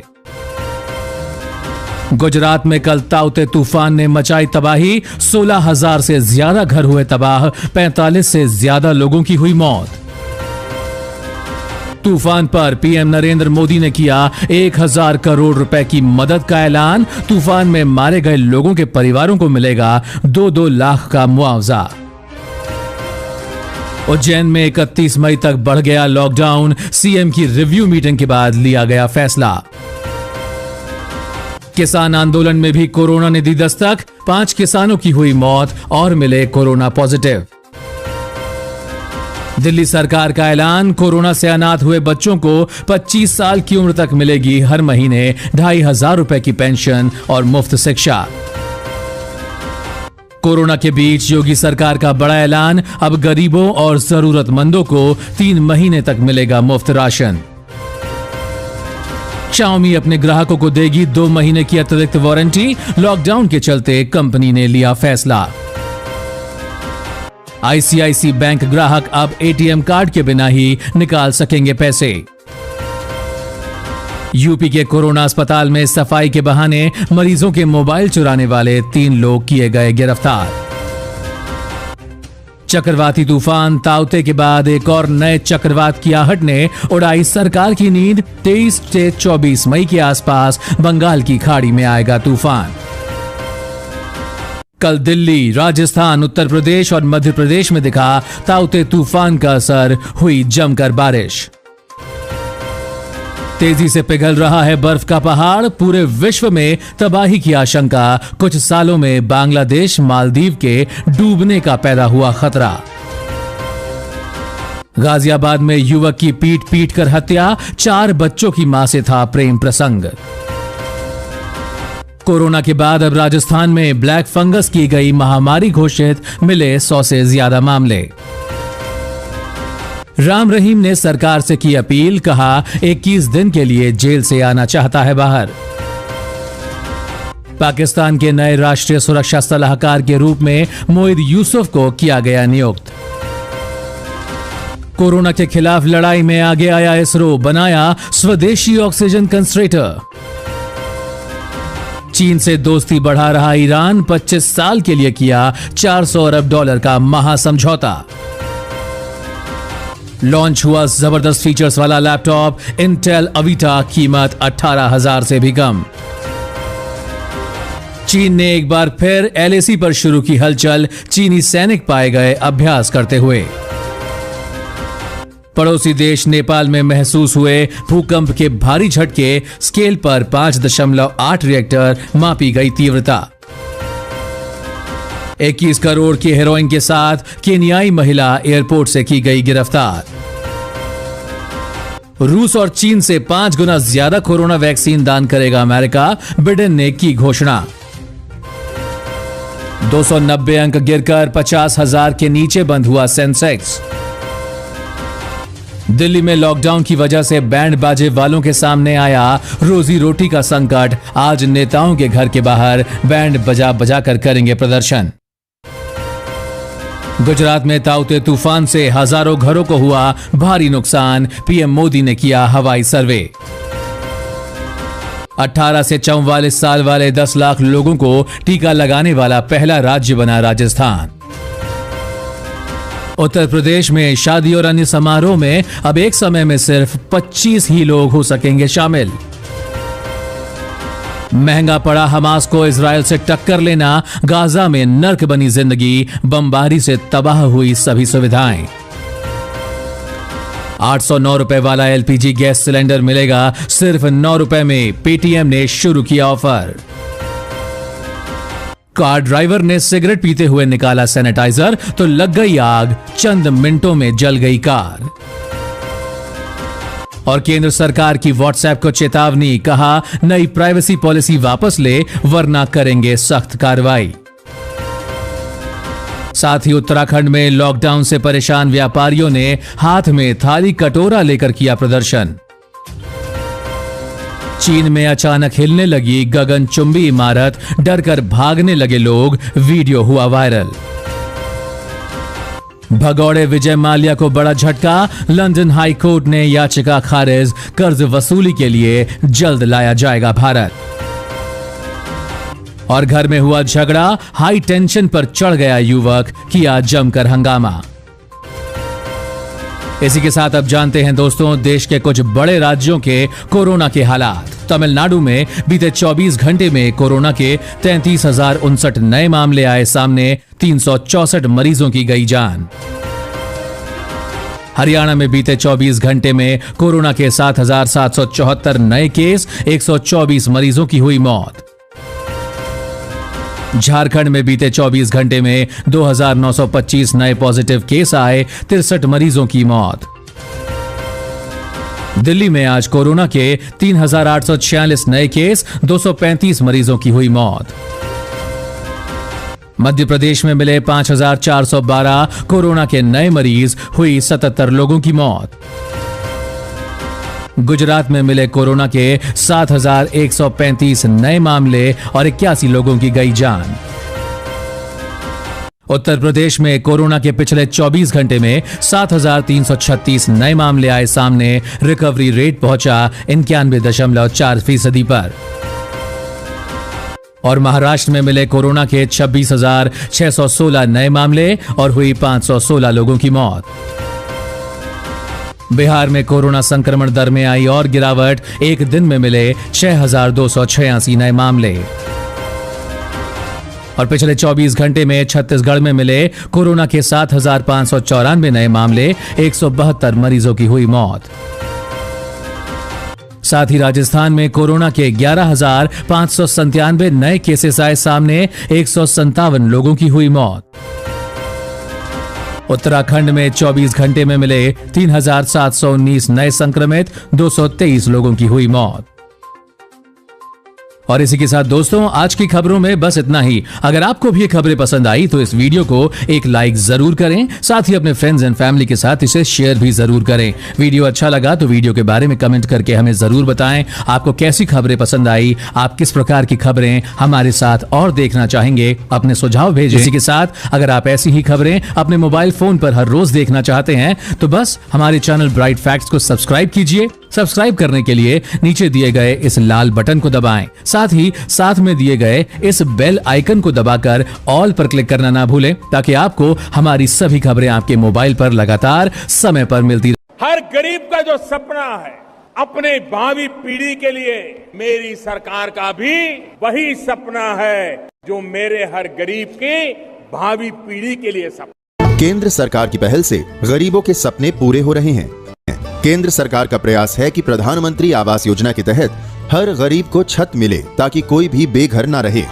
नमस्कार, स्वागत है आपका भारत के सबसे बड़े सरकारी न्यूज चैनल पर। दोस्तों, टुडे ब्रेकिंग न्यूज के साथ देश एवं राज्यों की 10 बड़ी ताजी और महत्वपूर्ण खबर लेकर आपके पास हाजिर हो चुके हैं। सभी खबरें सिलेक्टेड एवं काम की खबरें हैं, इसीलिए भाइयों और बहनों आपसे हाथ जोड़कर प्रार्थना है, वीडियो को शुरू से लेकर लास्ट तक जरूर देखिए। लॉकडाउन को लेकर आ गई सबसे बड़ी खबर, साथ में कोरोना महाबीमारी को लेकर आई 5 बड़ी खुशखबरियां आज की तारीख में। आधार कार्ड है तो 10,000 रुपए खाते में मिलना आज से सरकार ने कर दिया शुरू। जी हां, मोदी सरकार ने आज आकर देश को किया संबोधित। देश में हो गए बड़े बदलाव, संपूर्ण जानकारी सरकार ने इन खाता धारकों को, आधार कार्ड वालों को भेजना शुरू कर दिया। आज से 10-10 हजार रुपए सीधे बैंक खाते में कंप्यूटर के एक क्लिक से सरकार ने कहा सभी के खाते में मिलेंगे अब 10-10 हजार रुपए। इस लॉकडाउन के घड़ी में सरकार ने किया आर्थिक मदद, अब गरीबों को होगी मदद। जी हां, उसी के साथ आधार कार्ड वालों को मिलेगा 10-10 हजार रुपए। कैसे मिलेगा, संपूर्ण जानकारी आ चुकी है। तो अगर आपके भी पास आधार कार्ड है खुद का, तो आप नीचे कमेंट बॉक्स में जरूर बताएं कि हमारे पास आधार कार्ड है। आपको हम पूरी जानकारी बताते हैं थोड़ी देरों में, ताकि आपके खाते में भी 10,000 रुपए इस लॉकडाउन में सरकार की तरफ से निकलकर आ सके। साथ में बेरोजगार छात्र और गरीबों भाई बहनों के लिए खुशखबरी। अब लॉकडाउन में ऐसा पहली बार हुआ है कि इन 5 विभागों में निकली है बम्पर भर्तियां। जी हां, बता दें, बिना परीक्षा बिना इंटरव्यू सीधे मेरिट के आधार पर हो रही है यह सरकारी नौकरी में बहाली। ऐसे करे आवेदन, मिलेगी सरकारी नौकरी। पुलिस विभाग, आंगनबाड़ी कार्यकर्ता, आंगनबाड़ी सहायिका, चपरासी और उसी के साथ डाक विभाग में निकली है इन स्थानों पर बम्पर भर्तियां। ऐसे करें आवेदन। बिजली बिल कनेक्शन धारकों के लिए बड़ी खबर। जी हां, बता दें, इस वक्त की अच्छी खबर निकल कर आ रही है, क्योंकि बिजली बिल कनेक्शन धारक अगर आप सभी हैं तो आप लोगों के लिए अच्छी खबर निकल कर आ चुकी है कि इस राज्य की सरकार ने 1 साल की बिजली बिल माफ करने के लिए किया है ऐलान। तो अगर आप सभी इस राज्य के किसी भी नागरिक हैं, कोई भी राज्य के, तो आप इस समाचार को जरूर सुने। टोल फ्री नंबर जारी करके राज्यवासियों को मुख्यमंत्री ने किया ऐलान। इस नंबर पर करें मिस कॉल, हो जाएगी बिजली बिल चुटकियों में माफ। जी हां, आपको बताएंगे इसकी भी जानकारी। तो अगर आपके घरों में, जी हां, अगर आपके भी घरों में बिजली बिल कनेक्शन है तो सब कुछ जानेंगे इस समाचार में। वीडियो में लास्ट तक बने रहे, पूरी जानकारी थोड़ी देरों में। साथ में मोदी सरकार की तरफ से बड़ी ऐलान निकलकर आ चुकी है। आज से यह 5 चीजों को कर दिया गया बंद। जी हां, जिसका इस्तेमाल आप कई दिनों से लगातार करते आ रहे थे, लेकिन आज माननीय प्रधानमंत्री ने ऐलान करते हुए, घोषणा करते हुए बड़ी जानकारी दिया है। कहा है कि इन 5 चीजों को किया जा रहा है पूरे भारतवर्ष में बंद। तो अगर आप सभी इन 5 चीजों का इस्तेमाल करते थे तो पूरी जानकारी आ चुकी है कौन कौन सी यह 5 चीजें हैं, जिसका नाम भी बताएंगे और साथ साथ इसके पूरी जानकारी और संपूर्ण तरीके से बताई जाएगी। तो सरकार ने क्या कहा है और कौन कौन सी 5 चीजें जो बंद कर दी गई है, इसकी संपूर्ण जानकारी थोड़ी देरों में वीडियो में लास्ट तक जरूर बने रहें। साथ में अगर आप भी, जी हां, अगर आपके भी पास Aadhaar card, PAN card, ration card, voter ID card और इन तीनों में से कोई एक कार्ड है तो आप लोगों के लिए जरूरी सूचना, सिर्फ 5 दिन बचे हैं इस काम को करने में, वरना सरकार की तरफ से सीधा Aadhaar card, PAN card, ration card कर दिया जाएगा। जी हां, आपके यह सभी कार्ड रखे रह जाएंगे। तो अभी सरकार की तरफ से ऐलान करते हुए पूरे देश भर में कर दिया गया यह नया नियम लागू और गाइडलाइन। जी हां, आपको बता दें कि अगर आप सभी भारत के देशवासी हैं और आपको इसको पालन तो जरूर करना होगा, तो कौन कौन से नए गाइडलाइन और नियम Aadhaar card, PAN card, ration card वालों को आज से निभानी होगी, इसकी संपूर्ण जानकारी आ चुकी है। सभी जानकारी आप लोगों को मिलेगी आज के इस सरल और साधारण वीडियो में। तो वीडियो में लास्ट तक जरूर बने रहें। संपूर्ण जानकारी सरल और साधारण शब्दों में आपको बताएंगे ताकि समझने में और भी आसानी हो। तो पूरी जानकारी थोड़ी देरों में। साथ में रसोई गैस सिलेंडर वालों के लिए बड़ी खबर। रसोई गैस सिलेंडर को लेकर हो गया बड़ा बदलाव देश में। जी हां, बड़ा बदलाव, बड़े नियम लगा दिया गया पूरे देश भर में। यह गाइडलाइन के साथ रसोई गैस सिलेंडर वालों को अब पालन करना होगा। इसके मुताबिक अगर आपके भी घरों में रसोई गैस सिलेंडर है तो एजेंसी वाले यह बात को नहीं बताएंगे, जो बात आज सरकार ने बड़ी घोषणा करके बताया है। तो आपको बता दें कि सुबह सुबह आज की ताजी खबर में बताई गई है, सरकार की तरफ से वो जानकारी आपको देंगे, क्योंकि रसोई गैस सिलेंडर धारकों के लिए सरकार ने कुछ अहम बदलाव किए हैं और गाइडलाइन के साथ नए नियम लगाए गए दिए गए हैं। तो इसकी भी जानकारी आप लोगों को मिलेगी। तो इस समय की बड़ी खबर आ चुकी है रसोई गैस सिलेंडर को लेकर। तो क्या है खबर, अगर आपके भी घरों में है रसोई गैस सिलेंडर तो इस खबर में बने रहें। पूरी जानकारी सरल और साधारण शब्दों में थोड़ी देरों में लास्ट तक जरूर बने रहें। साथ में अगर आपके भी पास राशन कार्ड है तो प्रधानमंत्री ने किया घोषणा, मोदी सरकार ने कर दिया राशन कार्ड पर बड़ा बदलाव। जी हां, बता दें कि अगर आपके भी पास राशन कार्ड है, आप राशन लेते हैं, कोई भी एक व्यक्ति पर 5 किलो राशन फ्री में दिया जा रहा है इस वक्त 2 महीने के लिए लॉकडाउन के अंतर्गत। तो अगर आप भी राशन कार्ड रखे हुए हैं तो आप लोगों के लिए बड़ी खबर निकल कर आ चुकी है। नरेंद्र मोदी ने आकर सीधे यहां पर घोषणा किया है, एक ऐसी गाइडलाइन निकाल दिया है जिसमें बड़े बदलाव कर दिए गए हैं। तो आपको बता दें कि पूरी जानकारी इस समाचार के अंतर्गत आपको मिलेगी। ब्रेकिंग न्यूज, ताजी खबर, मुख्य समाचार। प्रधानमंत्री नरेंद्र मोदी ने किया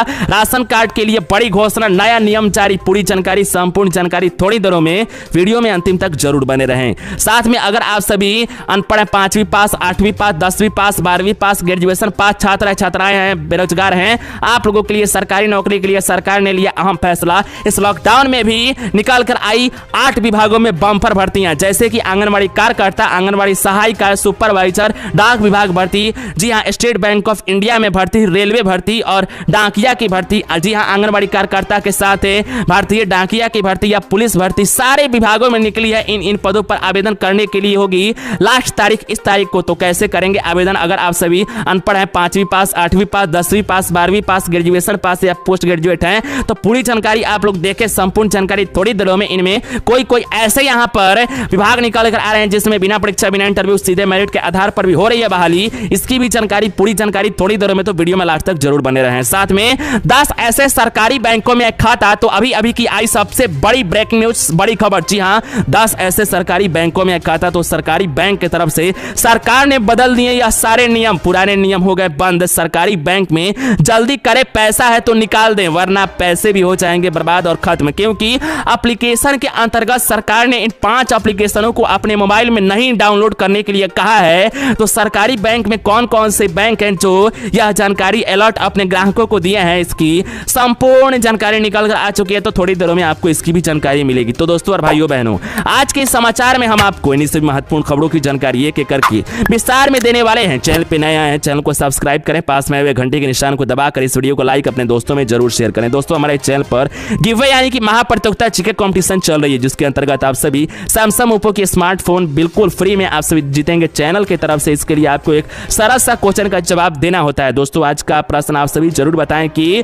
जी आप किस राज्य से इस समाचार, इस वीडियो को, इस मुख्य समाचार को देख रहे हैं। नीचे कमेंट बॉक्स में अपने राज्य का नाम बताएं। आप सभी को जरूर इसमें पार्टिसिपेट होना है और आपको रैंडमली सिलेक्ट करके आपको उपहार दिया जाएगा। तो आप सभी टेंशन ना लें, चलिए बताते हैं आज की मुख्य समाचार पूरी विस्तार में। राशन कार्ड ना होने वाले पात्रों को भी 3 महीने तक फ्री राशन देगी उत्तर प्रदेश सरकार। जी हां, शासनादेश जारी। आपको बता दें कि राज्य सरकार ने कोरोना महामारी के यहां पर परिस्थितियों को देखते हुए गरीबों को और जरूरतमंद लोगों को बड़ी राहत की खबर सुनाई है। आपको बता दें कि जिस प्रकार यहां पर पात्र व्यक्तियों के राशन कार्ड नहीं बने हैं, उन्हीं अभिभावक के चालक के कार्ड बनाकर तत्काल राशन दिया जाएगा। आप लोगों को बता दें कि अमर मुख्य सचिव ने यहां पर कहा है मंगलवार को कि इस संबंध में शासनादेश जारी करते हुए इसकी सूचना ऊपर यहां पर आप लोगों को बता दें सबसे पहले कि मुख्य सचिव खाद्य एवं रसद, जी हां, खाद्य एवं रसद और जिला अधिकारियों को भेज दिया गया है। और शासनादेश में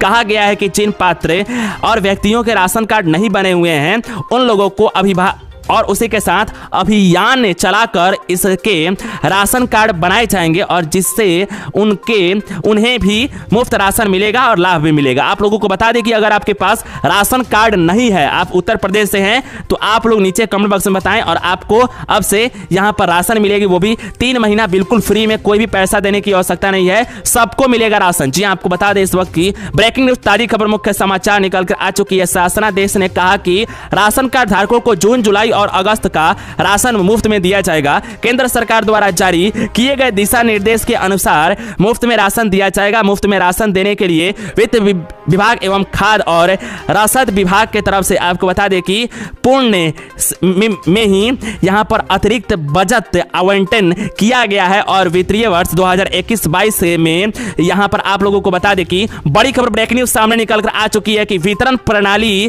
के अंतर्गत इस प्रक्रिया के संबंध में विस्तृत और दिशा निर्देश खाद्य एवं रसद विभाग द्वारा अलग से जारी किया जाएगा। इसको लेकर बड़ी खबर। तो भाइयों बहनों, अगर आप सभी के पास राशन कार्ड नहीं है, टेंशन लेने की आवश्यकता नहीं है।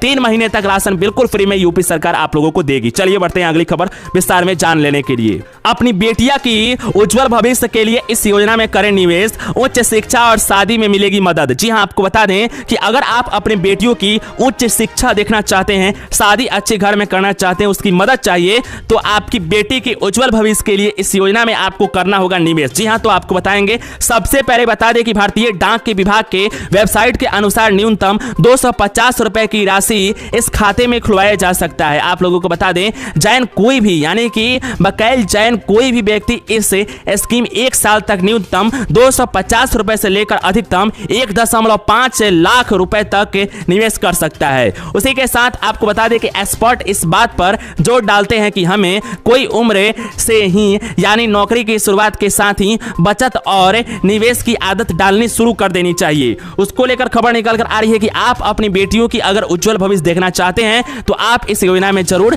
पार्टिसिपेट करें और अपनी बेटियों की उज्जवल भविष्य कराएं। तो दोस्तों और भाइयों बहनों, आज के समाचार में इतना ही। नए आए हैं तो चैनल को जरूर सब्सक्राइब करें, इस वीडियो को लाइक अपने दोस्तों में जरूर शेयर करें। मिलते हैं नई वीडियो में। जय हिंद, वंदे मातरम। इस वक्त की बड़ी खबर की सारी परीक्षाएं रद्द कर दी गई हैं। बड़ी खबर आपको बता दें कि 10वीं बोर्ड की परीक्षाएं हो चुकी हैं रद्द। कोरोना का खतरा लगातार मंडराता हुआ नजर आ रहा है और एहतियातन के तौर पर कई बड़े कदम उठाए जा रहे हैं। इस बीच एक बड़ा फैसला 12वीं बोर्ड की पर लिया गया है। 10वीं बोर्ड और 12वीं बोर्ड की परीक्षाओं को रद्द करने का कोरोना के मद्देनजर। मैं चाहूंगा ये बड़ी खबर है कि प्रधानमंत्री नरेंद्र मोदी ने एचआरडी मिनिस्टर निशंक के साथ बैठक की। कोरोना जो महामारी है इसमें किस तरह से परीक्षा होगी, क्योंकि चाहे शिक्षक हो या शिक्षार्थी हो, दोनों की जान का खतरा है। प्रधानमंत्री इसको समझे और ये रास्ता तय किया गया कि 10वीं और 12वीं की परीक्षा है उसको रद्द कर दिया जाए। निश्चित तौर पर एक कई बड़े फैसले लिए जा रहे हैं और स्टूडेंट्स के लिहाज से बहुत ज्यादा इंपॉर्टेंट भी हो जाए।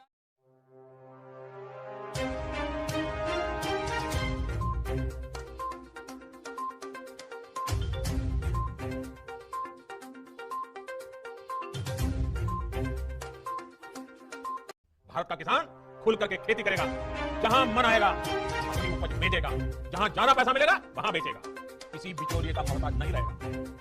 नमस्कार, जय हिंद, वंदे मातरम सभी किसान भाइयों का। जी हां सभी किसान भाइयों, आपको बता दें कि आप सभी किसान भाइयों के लिए एक बड़ी खुशखबरी निकल के आ चुकी है, क्योंकि हमारे देश के प्रधानमंत्री जी ने खुद लाइव आकर एक बड़ा ऐलान कर दिया है उन सभी किसान भाइयों के लिए। जी हां, उन सभी किसान भाई जो भी किसान भाई 8वीं किस्त का इंतजार कर रहे थे, उन सभी किसान भाइयों के लिए एक बड़ी खुशखबरी निकल के आ चुकी है, क्योंकि सभी किसान भाइयों के खाते में पीएम किसान सम्मान निधि 2,000 रुपए की राशि जाना शुरू हो चुका है।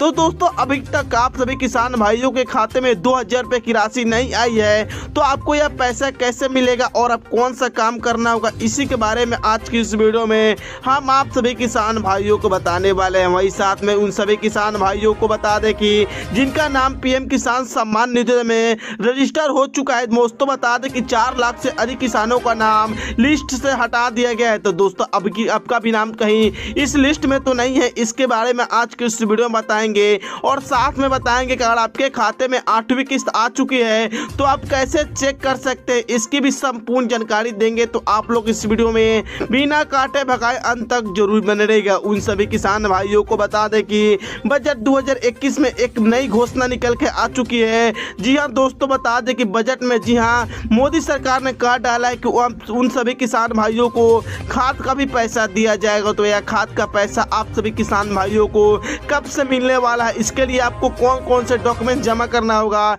इसकी हम संपूर्ण जानकारी देंगे। तो आप लोग इस वीडियो में बिना काटे भगाए अंत तक जरूर बने रहिएगा। वही साथ में उन सभी किसान भाइयों को बता दें कि 4 लाख से अधिक किसान भाइयों का नाम लिस्ट से हटा दिया गया है। जी हाँ दोस्तों, बता दें कि मोदी सरकार ने एक बड़ी पहल चालू की है, जिसके अंतर्गत आपको बता दें कि साल में 3 बार आप सभी किसान भाइयों को 2-2 हजार रुपए की राशि आपके खाते में देती है, यानी 6,000 रुपए सालाना आप सभी किसान भाइयों को मिलता है। तो दोस्तों बता दें कि मोदी सरकार ने कह डाला है कि जी हाँ दोस्तों, आप सभी किसान भाइयों के खाते में भेजे जाएंगे 8वीं किस्त 2,000 रुपए की राशि और साथ में खाद का भी पैसा दिया जाएगा उन सभी किसान भाइयों को लिए। तो दोस्तों आपको यह पैसा कब से मिलेगा, इसकी हम संपूर्ण जानकारी देने वाले हैं। तो आप सभी किसान भाइयों, आप हमें नीचे कमेंट करके बताएंगे कि अभी तक आप लोगों को 8वीं किस्त का पैसा मिला है कि नहीं मिला है, और साथ में जो मोदी सरकार ने 7वीं किस्त यानी 7 किस्त का पैसा उन सभी किसान भाइयों के खाते में भेज दिए। तो आप सभी किसान भाइयों को कौन सा किस्त का पैसा नहीं मिला है, आप हमें नीचे जरूर कमेंट कर दीजिएगा। वही बता दें कि मोदी सरकार की तरफ से एक बड़ी घोषणा निकल के आ चुकी है, तो इसके ही बारे में आज की इस वीडियो में हम आपको सभी किसान भाइयों को बताने वाले हैं। उससे पहले आप सभी किसान भाइयों, आप हमें नीचे कमेंट करके बताएं कि आप किस गांव या राज्य से इस वीडियो को देख रहे हैं और अभी तक आप सभी को पैसा मिला है कि नहीं, कमेंट जरूर कर दीजिएगा। उससे पहले अभी तक आप सभी किसान भाई इस वीडियो को लाइक नहीं किया है तो वीडियो को जरूर लाइक कर दीजिएगा। चैनल को सब्सक्राइब नहीं किया है तो लाल बटन में चैनल को आप जरूर सब्सक्राइब करके बगल में एक बेल वाला घंटा होगा उसे दबाकर आप लोग ऑन जरूर कर लीजिएगा, ताकि सरकार की तरफ से पीएम किसान सम्मान निधि योजना की तरफ से जो भी खबर जुड़ी निकल कर आती है, सरकारी न्यूज निकल कर आता है, आपको हम संपूर्ण जानकारी देते हैं। वही दोस्तों बता दें कि जी हाँ दोस्तों, बता दें कि 1 अप्रैल से 31 अप्रैल तक मोदी सरकार आप सभी किसान भाइयों को इस साल की पहली किस्त यानी 8वीं किस्त देने वाली है। और साथ में दोस्तों बता दें कि 1 अगस्त से लेकर 30 नवंबर तक मोदी सरकार दूसरी किस्त देती है, और साथ में बता दें कि 1 दिसंबर से लेकर 31 मार्च के बीच यानी तीसरी किस्त आप सभी किसान भाइयों को इस साल की मिलने वाली है। तो दोस्तों अगर आप भी लेना चाहते हैं और अभी तक आप लोगों ने पीएम किसान सम्मान निधि योजना अप्लाई नहीं किया है, और आप अगर अपना लिस्ट में नाम चेक करना चाहते हैं कि आपका लिस्ट में नाम कटा है कि नहीं कटा है और अभी तक आप सभी को पैसा आया है कि नहीं, तो दोस्तों बता दें कि पीएम किसान सम्मान निधि योजना के आप वेबसाइट पर जाकर जी हाँ pmkisan.gov.in पर जाकर चेक कर सकते हैं कि आपके खाते में जी हाँ पैसे आए हैं कि नहीं आए हैं। तो दोस्तों वेबसाइट पर जाकर फार्मर जी हाँ कॉर्नर पर आप जाकर चेक कर सकते हैं। दोस्तों बता दें कि जी हाँ दोस्तों बता दें, अगर आपकी जमीन जी हाँ और आपका भी लिस्ट में नाम जुड़वाना चाहते हैं, मोदी सरकार की तरफ से पैसा लेना चाहते हैं, तो आप सभी किसान भाइयों बता दें कि मेरे यूट्यूब चैनल के माध्यम से 25,000 से अधिक लोग इस योजना का लाभ ले चुके हैं। तो दोस्तों अगर आप भी लेना चाहते हैं मोदी सरकार की तरफ से, तो दोस्तों अगर आपके मोबाइल में व्हाट्सएप या फेसबुक हुआ तो आप लोग इस वीडियो को शेयर कर दीजिएगा 10 लोग के पास। जैसे ही 10 लोग के पास शेयर करते मेरे कंप्यूटर सिम का जैसे आपका शुभ नाम अंकित हो जाएगा। जी हाँ नमस्कार दोस्तों, स्वागत है आपका दिन भर की बड़ी खबरों में। जी हाँ दोस्तों, बड़ी खबर है पंजाब से। पंजाब में गहराया सियासी संकट, कांग्रेस पार्टी के नेताओं के खिलाफ एक्शन से गिरे मुख्यमंत्री कैप्टन अमरिंदर सिंह। मुख्यमंत्री के खिलाफ हुई बगावत है। तो वहीं पर अगली बड़ी खबर में हम आपको बताएंगे कि कोरोना महामारी के बीच एक्शन में मोदी सरकार, ऑक्सीजन सिलेंडर की कालाबाजारी करने वालों के ऊपर एक्शन है। दिल्ली, उत्तर प्रदेश और हरियाणा समेत कई जगह ताबड़तोड़ गिरफ्तारियां। तो वहीं पर अगली बड़ी खबर में हम आपको बताएंगे कि टोल किट मामला भारतीय जनता पार्टी को पड़ा भारी। टोल किट केस में संबित पात्रा व भारतीय जनता पार्टी के उपाध्यक्ष रमन सिंह के खिलाफ छत्तीसगढ़ में दर्ज हुआ मुकदमा। एनएसयूआई ने की थी शिकायत। तो वहीं पर अगली बड़ी खबर में हम आपको बताएंगे कि कांग्रेस पार्टी के नेताओं ने टोल किट मामले में लताड़ा स्मृति ईरानी को। कांग्रेस पार्टी के नेता ने स्मृति ईरानी को बताया स्टूपिड आंटी। स्मृति ईरानी ने राहुल गांधी से कहा कि इन्हें कुछ सिखाओ ताकि कांग्रेस पार्टी प्रगति कर पाए। तो वहीं पर अगली बड़ी खबर में हम आपको बताएंगे कि बिहार सरकार की कोरोना प्रबंधन की खुली पहल है। कोरोना संकट नहीं मिली ऑक्सीजन, उत्तर दरभंगा के अस्पताल में तड़प तड़प कर महिला ने तोड़ा दम। वीडियो सोशल मीडिया के ऊपर हुआ वायरल। बिहार की भाजपा गठबंधन सरकार की खुली पहल है। तो वहीं पर अगली बड़ी खबर में हम आपको बताएंगे कि भारतीय जनता पार्टी के राज्यसभा सांसद व बिहार के पूर्व उप मुख्यमंत्री सुशील मोदी ने याद दिलाई लालू लालू यादव की बेटी मीसा भारती को MBBS की डिग्री, तो भड़क गई लालू की बेटी, सुशील मोदी को बताया लूचा व नीच इंसान। जी हां दोस्तों, एक एक करके आपको सभी खबरें विस्तार से बताएंगे। उससे पहले दोस्तों, अगर आप भी चाहते हैं कि देश भर के अंदर EVM मशीन के ऊपर प्रतिबंध लगे और देश भर के अंदर पंचायत चुनाव से लेकर विधानसभा चुनाव और लोकसभा चुनाव बैलेट पेपर से हो, तो आप इस वीडियो को लाइक करें और कमेंट बॉक्स में EVM बैन लिखकर अपना बहुमूल्य समर्थन जरूर दें, ताकि देश भर के अंदर EVM के ऊपर पूर्णतः प्रतिबंध लगवाया जा सके। आज की पहली बड़ी खबर है पंजाब से। जी हां दोस्तों, पंजाब में गहराया सियासी संकट, कांग्रेस पार्टी के नेताओं के खिलाफ एक्शन से गिरे मुख्यमंत्री कैप्टन अमरिंदर सिंह। मुख्यमंत्री अमरिंदर सिंह के खिलाफ पंजाब में हुई बगावत है। जी हां दोस्तों, आपको बता दें कि पंजाब में कांग्रेस पार्टी के बीच जारी कलह लगातार बढ़ती जा रही है। चंडीगढ़ में पंजाब के कैबिनेट मंत्री चरणजीत सिंह चन्नी के आवास पर 5 मंत्रियों व 7 विधायकों और एक राज्यसभा सांसद प्रताप सिंह बाजवा ने एक सीक्रेट मीटिंग की है। इस दौरान पूरी स्थिति को लेकर चर्चा की गई है कि पंजाब में मुख्यमंत्री कैप्टन अमरिंदर सिंह को कैसे हटाया जाए। इस मीटिंग को गुप्त रखने की कोशिश की गई, लेकिन मीडिया को जानकारी मिल गई कि पंजाब कांग्रेस पार्टी के नेताओं के नाराजगी के चलते एक गुप्त मीटिंग चल रही है और जिसके अंदर यह डिस्कस किया जा रहा है कि पंजाब के मुख्यमंत्री को कैसे हटाया जाए। आपको बता दें दोस्तों कि चरणजीत सिंह चन्नी वही मंत्री है जिसके ऊपर 2 साल पहले एक IAS अफसर ने मीटू के आरोप लगाए थे और किसी तरह से चन्नी अपनी कुर्सी बचा सके थे, परंतु हाल ही के अंदर पंजाब महिला आयोग ने इस पूरे मामले को फिर से खोलने की तैयारी कर ली है। 2 साल पुराने मामले को लेकर पंजाब के मुख्यमंत्री कैप्टन अमरिंदर सिंह और उनकी सरकार से जवाब तलब किया है। इसी वजह से माना जा रहा है कि कैबिनेट मंत्री चरणजीत सिंह चन्नी के घर पर यह मीटिंग हुई और इस दौरान इस मीटिंग के अंदर पंजाब कांग्रेस पार्टी के कई विधायक और एक राज्यसभा सांसद शामिल हुए थे। आपको बता दें दोस्तों कि पंजाब कांग्रेस पार्टी 4 भागों के अंदर विभाजित हो गई है।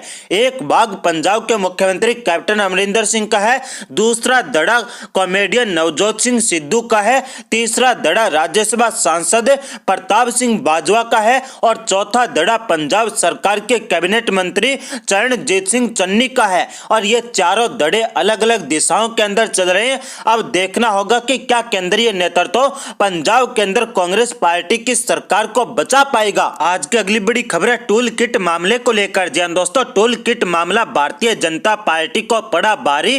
टूल किट केस में भाजपा के प्रवक्ता संबित पात्रा व भाजपा के राष्ट्रीय उपाध्यक्ष रमन सिंह के खिलाफ दर्ज हुआ मुकदमा।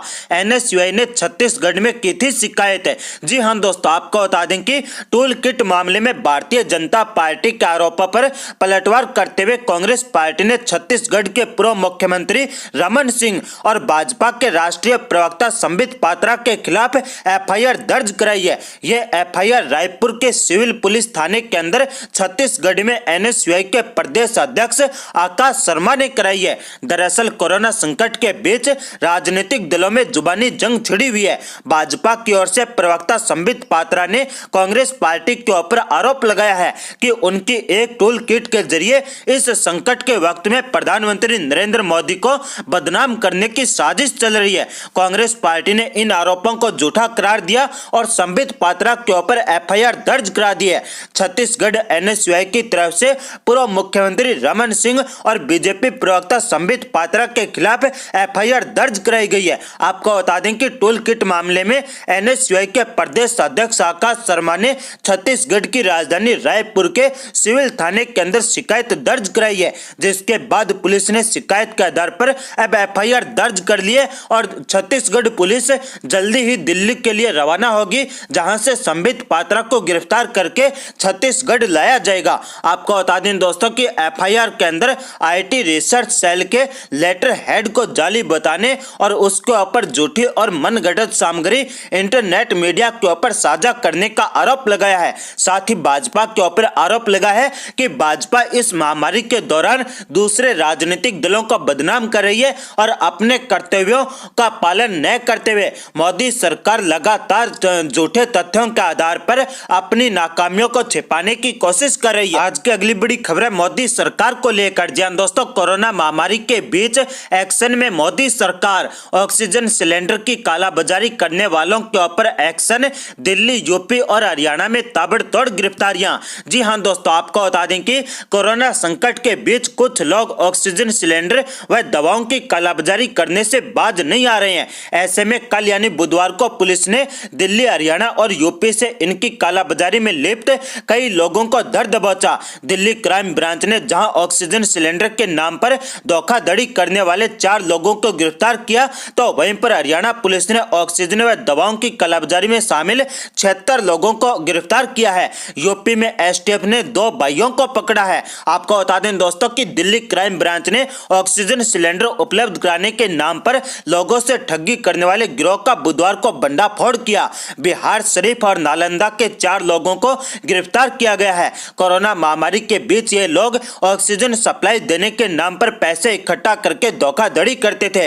इनके पास से बैंक अकाउंट, एटीएम कार्ड और नकदी बरामद की गई है। अकाउंट से करीब 1 करोड़ का लेन देन हुआ है। हालांकि अब पुलिस ने उसे सीज कर दिया है और इन लोगों की सभी संपत्ति को जब्त किया जाएगा। ऑक्सीजन सिलेंडर के नाम पर ठगी करने वाले लोग छोटे चौधरी गैंग गिरोह के लोग हैं। आपको बता दें दोस्तों कि बिहार के नालंदा से इस गैंग के 4 सदस्य गिरफ्तार किए गए हैं। दिल्ली के कई व्यक्तियों सहित पूरे भारत के अंदर कई लोगों को इन्होंने ऑक्सीजन सिलेंडर उपलब्ध कराने के बहाने ठगी की है। इनके पास से 21 मोबाइल फोन, 22 सिम कार्ड जब्त किए गए। Laptop, Aadhaar card, voter ID card, bank account का भी पता चला है और पुलिस ने इनके बैंक अकाउंट को सीज कर लिया है और इनके ऊपर हत्या का मुकदमा दर्ज किया गया। आपको बता दें दोस्तों कि साथ ही पुलिस ने तैयारी कर ली है कि इनके ऊपर राष्ट्रद्रोह और एनएसए का भी मुकदमा दर्ज किया जाएगा। आज की अगली बड़ी खबर है बिहार से। जी दोस्तों, भाजपा के पूर्व उप मुख्यमंत्री व राज्यसभा सांसद सुशील मोदी ने याद दिलाई लालू यादव की बेटी मीसा भारती को एमबीबीएस की डिग्री, तो भड़क गई लालू यादव की बेटी। सुशील मोदी को बताया लुच्चा व नीच इंसान। जी हां दोस्तों, आपको बता दें कि बिहार में आरजेडी नेता तेजस्वी यादव के अपने सरकारी आवास में कोरोना केयर सेंटर खोले जाने के मामले ने तूल पकड़ लिया है। विरोधी इसे तेजस्वी की राजनीतिक नौटंकी बता रहे हैं, तो आरजेडी इसके जरिए सरकारी व्यवस्था के ऊपर निशाना साध रही है। इन सबके बीच लगातार लालू परिवार के ऊपर हमलावर रहने वाले बिहार के पूर्व उप मुख्यमंत्री सुशील मोदी और लालू यादव की बेटी रोहिणी आचार्य आमने सामने आ गए हैं। दरअसल सुशील मोदी ने तेजस्वी यादव की बहनों के ऊपर तंज कसा और पूछा कि उनकी 2 बहनें एमबीबीएस है, फिर कोरोना संक्रमण के दौरान उनकी सेवाएं क्यों नहीं ली गई। सुशील मोदी ने ट्वीट करते हुए लिखा कि तेजस्वी प्रसाद यादव को सरकारी आवास के बजाय अवैध तरीके से पटना में अर्जित दर्जनों मकानों में से किसी को कोरोना अस्पताल बनाना चाहिए था, जहां गरीबों का मुफ्त में इलाज होता। कांति देवी ने मंत्री बनने के बदले जो 2 मंजिला भवन तेजस्वी यादव को गिफ्ट किया था, उसमें या राबड़ी देवी के पास जो 10 फ्लैट बचे हैं उनके अंदर अस्पताल क्यों नहीं बनाया गया। आपको बता दें दोस्तों कि इतने नहीं, सुशील मोदी ने तेजस्वी यादव की बहनों के ऊपर भी तंज कसा और मोदी ने लिखा कि तेजस्वी यादव के परिवार में 2 बहनें एमबीबीएस डॉक्टर है और कोरोना संक्रमण के दौर में वे सेवाएं क्यों नहीं ली गई। यदि राजद नेतृत्व में गरीबों की सेवा करने के लिए तत्परता और गंभीरता होती तो अस्पताल शुरू करने से पहले सरकार से अनुमति ली जाती और उसके मानकों का पालन किया जाता। आपको बता दें दोस्तों कि इसके जवाब में सुशील मोदी के ट्वीट में आग बबूला हुई तेजस्वी यादव की बहन रोहिणी आचार्य ने सुशील मोदी को लुच्चा बताते हुए उनकी बहनों के ऊपर कटाक्ष किया। रोहिणी आचार्य ने सुशील मोदी को मुंह तोड़ने की धमकी देते हुए लिखा कि ई हाफ पैंट मोदी अपनी सर्जन चोरनी या कान कटनी, चावल लूटनी बहन के जैसा समझा है तेजस्वी की बहनों को। लुच्चा कहीं का अब हमारे नाम पे राजनीति चमकाना अपना मुंह तुड़वाएगा। जय हिंद दोस्तों, आप देख रहे हैं ताजा न्यूज। बात करते हैं अब तक की बड़ी खबरों की। 57 इस्लामिक देशों वाले ओआईसी की आपात बैठक, ईरान के कहने पर एकजुट हुए मुस्लिम देश, इजरायल को दी गई चेतावनी। जी हां, फिलिस्तीन के खिलाफ इजरायल के आक्रामक तेवर के बाद मुस्लिम देशों के संगठन ने इमरजेंसी बैठक बुलाई। 57 मुस्लिम देशों के विदेश मंत्री इस बैठक में शामिल हुए। बैठक में यरूशलेम में अल अक्सा मस्जिद में हुई हिंसा और फिलिस्तीन में इजरायली आक्रामकता को लेकर चर्चा हुई। इजरायल की घेराबंदी का प्लान, सऊदी अरब और तुर्की जैसे देशों के बयान बेहद तलख रहे हैं। सऊदी अरब ने दुनिया के देशों से अपील की है कि वो जल्द इजरायल की कार्रवाई पर रोक लगाएं। वहीं तुर्की ने बैठक में इजरायल का समर्थन करने वालों पर जमकर निशाना साधा। तुर्की के राष्ट्रपति ने पहले भी रूस के राष्ट्रपति पुतिन से इजरायल के खिलाफ कार्रवाई की मांग की थी। साफ तौर पर इस बैठक में इजराइल को घेरने का प्लान बनाया गया। इजराइल पर दबाव डालने की कोशिश हुई। दरअसल 57 मुस्लिम देशों के संगठन ऑर्गेनाइजेशन ऑफ इस्लामिक कॉर्पोरेशन यानी OIC इजराइल को घेरने के लिए उतावला हो रहा है। इजराइल के खिलाफ मुस्लिम देशों ने अंतर्राष्ट्रीय समर्थन जुटाने की कोशिश भी तेज कर दी है। इसके लिए तुर्की और सऊदी अरब जैसे मुल्कों ने तमाम मुस्लिम देशों से एकजुटता की अपील भी की। इस बैठक में पाकिस्तान, अफगानिस्तान, बांग्लादेश, सऊदी अरब, मिस्र, इंडोनेशिया, ईरान, इराक, तुर्की, मलेशिया और UAE जैसे देश शामिल रहे। लेकिन बड़ा सवाल यह है कि इन बैठकों से इजराइल हमास में जारी जंग पर कोई असर पड़ेगा। इजराइल के इतिहास को देखते हुए ये साफ समझा जा सकता है कि जो देश अकेले दम पर पूरे अरब देशों से लड़ने का मादा रखता हो, उन्हें हराने की ताकत रखता हो, उसके सामने हमास जैसे आतंकी संगठन कितनी देर टिक सकते हैं। इजराइल की मुश्किल यह है कि हमास रिहायशी इलाकों में ऑपरेट करता है और वो आम लोगों की आड़ में छुपकर हमले करता है। आमने सामने की लड़ाई की हिम्मत नहीं है, इसीलिए वो गुरिल्ला वॉरफेयर के जरिए इजराइल को परेशान कर रहा है। इजराइल नहीं चाहता कि इस युद्ध में फिलिस्तीन के आम नागरिकों को ज्यादा नुकसान पहुंचे, इसीलिए रिहायशी इलाकों के बीच भी वो टारगेटेड अटैक कर रहा है। सिर्फ उन ठिकानों को बर्बाद कर रहा है जिसके बारे में उसे पुख्ता जानकारी है कि उसमें हमास का ठिकाना है। आपको बता दें कि इस समय दुनिया दो हिस्सों में बढ़ती हुई दिखाई दे रही है। एक तरफ वो मुल्क हैं जो इजराइल के साथ खड़े हैं, तो दूसरी तरफ वो देश हैं जो कहने को तो इजराइल के खिलाफ हैं और फिलिस्तीन का समर्थन कर रहे हैं, लेकिन उनका मकसद कुछ और है।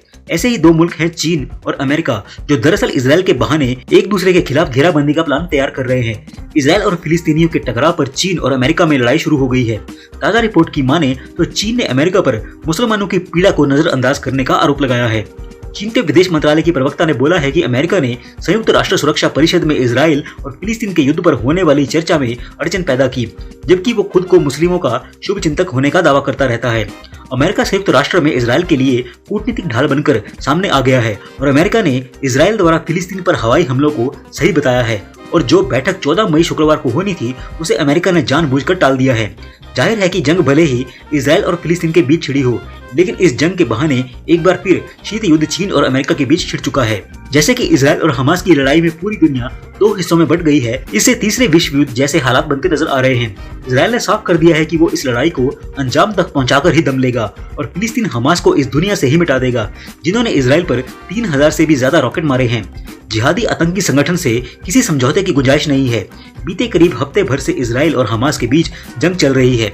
हमास की इतनी ताकत नहीं है कि वो इस जंग को लंबे समय तक खींच सके। इजराइल की ताकत के आगे हमास अपने बूते तो नहीं टिक सकता, इसीलिए फिलिस्तीन और आतंकी हमास को हमारे पड़ोसी मुस्लिम देश हथियार और रॉकेट दे रहे हैं। इसीलिए फिलिस्तीन इजराइल पर लगातार रॉकेट से हमले करने में लगा हुआ है। अगर आपको भी लगता है कि इजराइल सही कर रहा है और आप भी इजराइल का समर्थन करते हैं तो इस वीडियो को लाइक और शेयर जरूर करें, साथ ही कमेंट करके हमें अपनी राय जरूर दें। बात करते हैं अगली बड़ी खबर की। उत्तर प्रदेश में गंगा नदी में लगातार मिल रहे शवों ने यूपी सरकार को सवालों के घेरे में लाकर खड़ा कर दिया है। ऐसे में सरकार ने एक बड़ा फैसला लिया है। यूपी सरकार अब देश के निराश्रित और अति निर्धनों को शव की अंत्येष्टि के लिए 5000 रुपए की आर्थिक मदद देगी। सरकार ने यह फैसला नदियों में मिल रहे शवों के बाद लिया है। अगर कोई व्यक्ति अंतिम संस्कार करने में सक्षम नहीं है तो ग्राम प्रधान फौरन 5000 रुपए की पीड़ित परिवार को मदद करेगा। अगर किसी का शव नदियों में प्रवाहित किया गया तो उसकी जिम्मेदारी ग्राम प्रधान की होगी।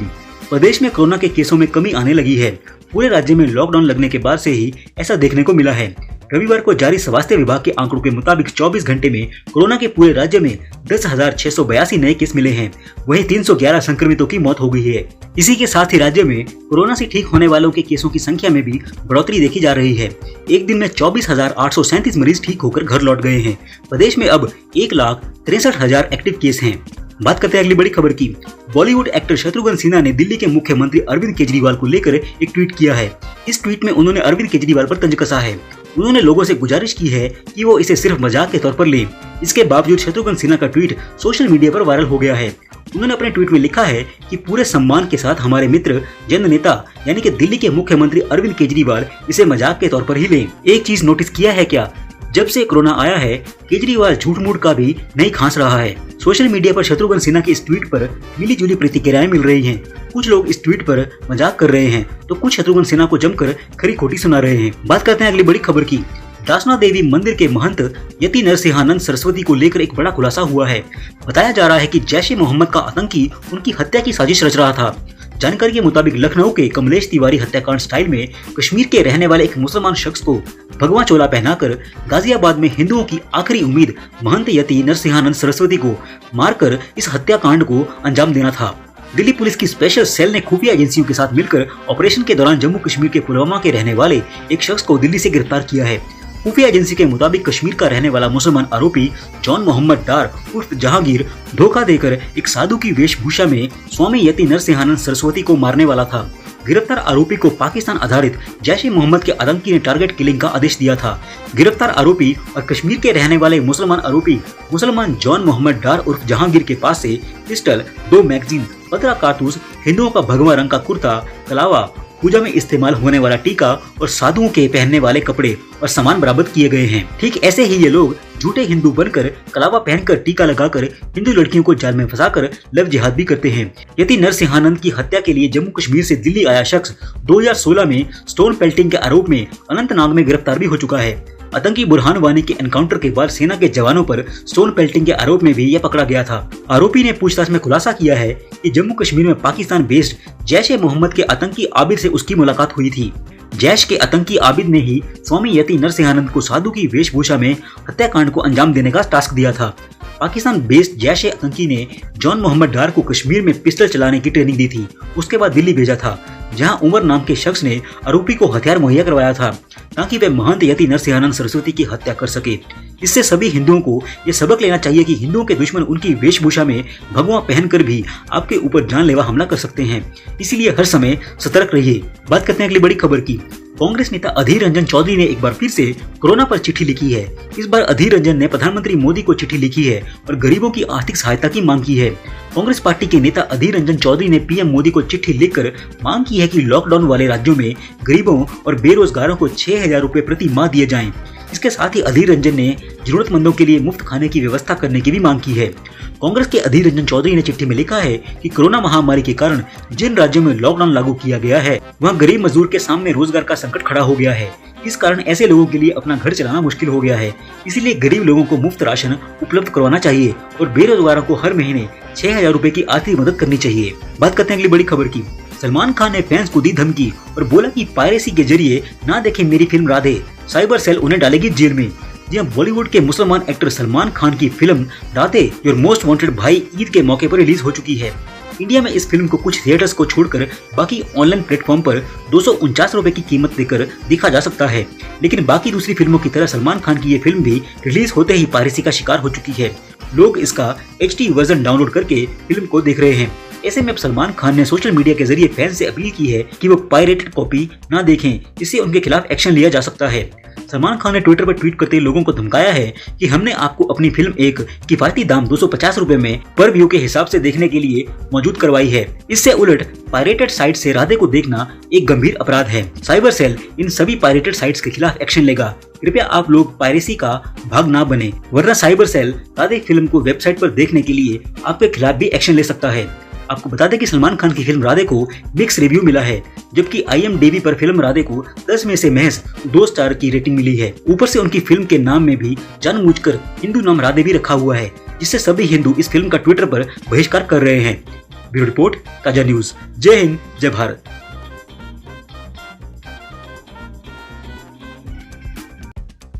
जय हिंद दोस्तों, आप देख रहे हैं ताजा न्यूज। बात करेंगे इस वक्त की बड़ी खबर की। केजरीवाल के बयान से भारत को ऑक्सीजन की भारी मात्रा में मदद करने वाला सिंगापुर भारत से हुआ नाराज।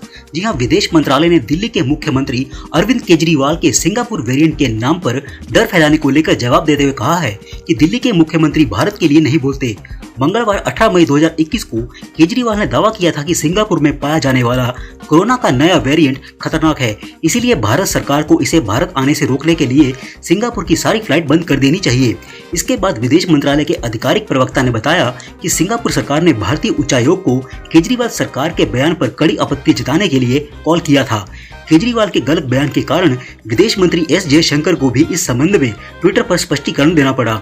भारतीय विदेश मंत्री ने एक ट्वीट में सिंगापुर और भारत के मजबूत रिश्तों को और कोविड दौर में ऑक्सीजन सप्लाई करने पर सराहा। साथ ही अगले ट्वीट में लिखा, हालांकि यह गैर जिम्मेदार रवैया है, वो भी उनका जिन्हें मालूम होना चाहिए कि इससे लंबे समय से चली आ रही साझेदारी खराब हो सकती है। इसीलिए मैं साफ कर देना चाहता हूँ कि दिल्ली के मुख्यमंत्री भारत के लिए नहीं बोलते। इससे पहले सिंगापुर के स्वास्थ्य मंत्रालय ने अरविंद केजरीवाल के दावों को खारिज किया था। वहीं सिंगापुर के विदेश मंत्री विवियन बालकृष्णन ने दिल्ली सीएम को तथ्यों के आधार पर बोलने की सलाह दी और उन्होंने आगे कहा था कि सिंगापुर वेरिएंट जैसा कुछ नहीं है। उन्होंने एस जयशंकर का बयान देखकर उन्हें धन्यवाद भी कहा। वहीं अरविंद केजरीवाल के बयान को लेकर सिंगापुर दूतावास के बाहर भी विरोध हो रहा है।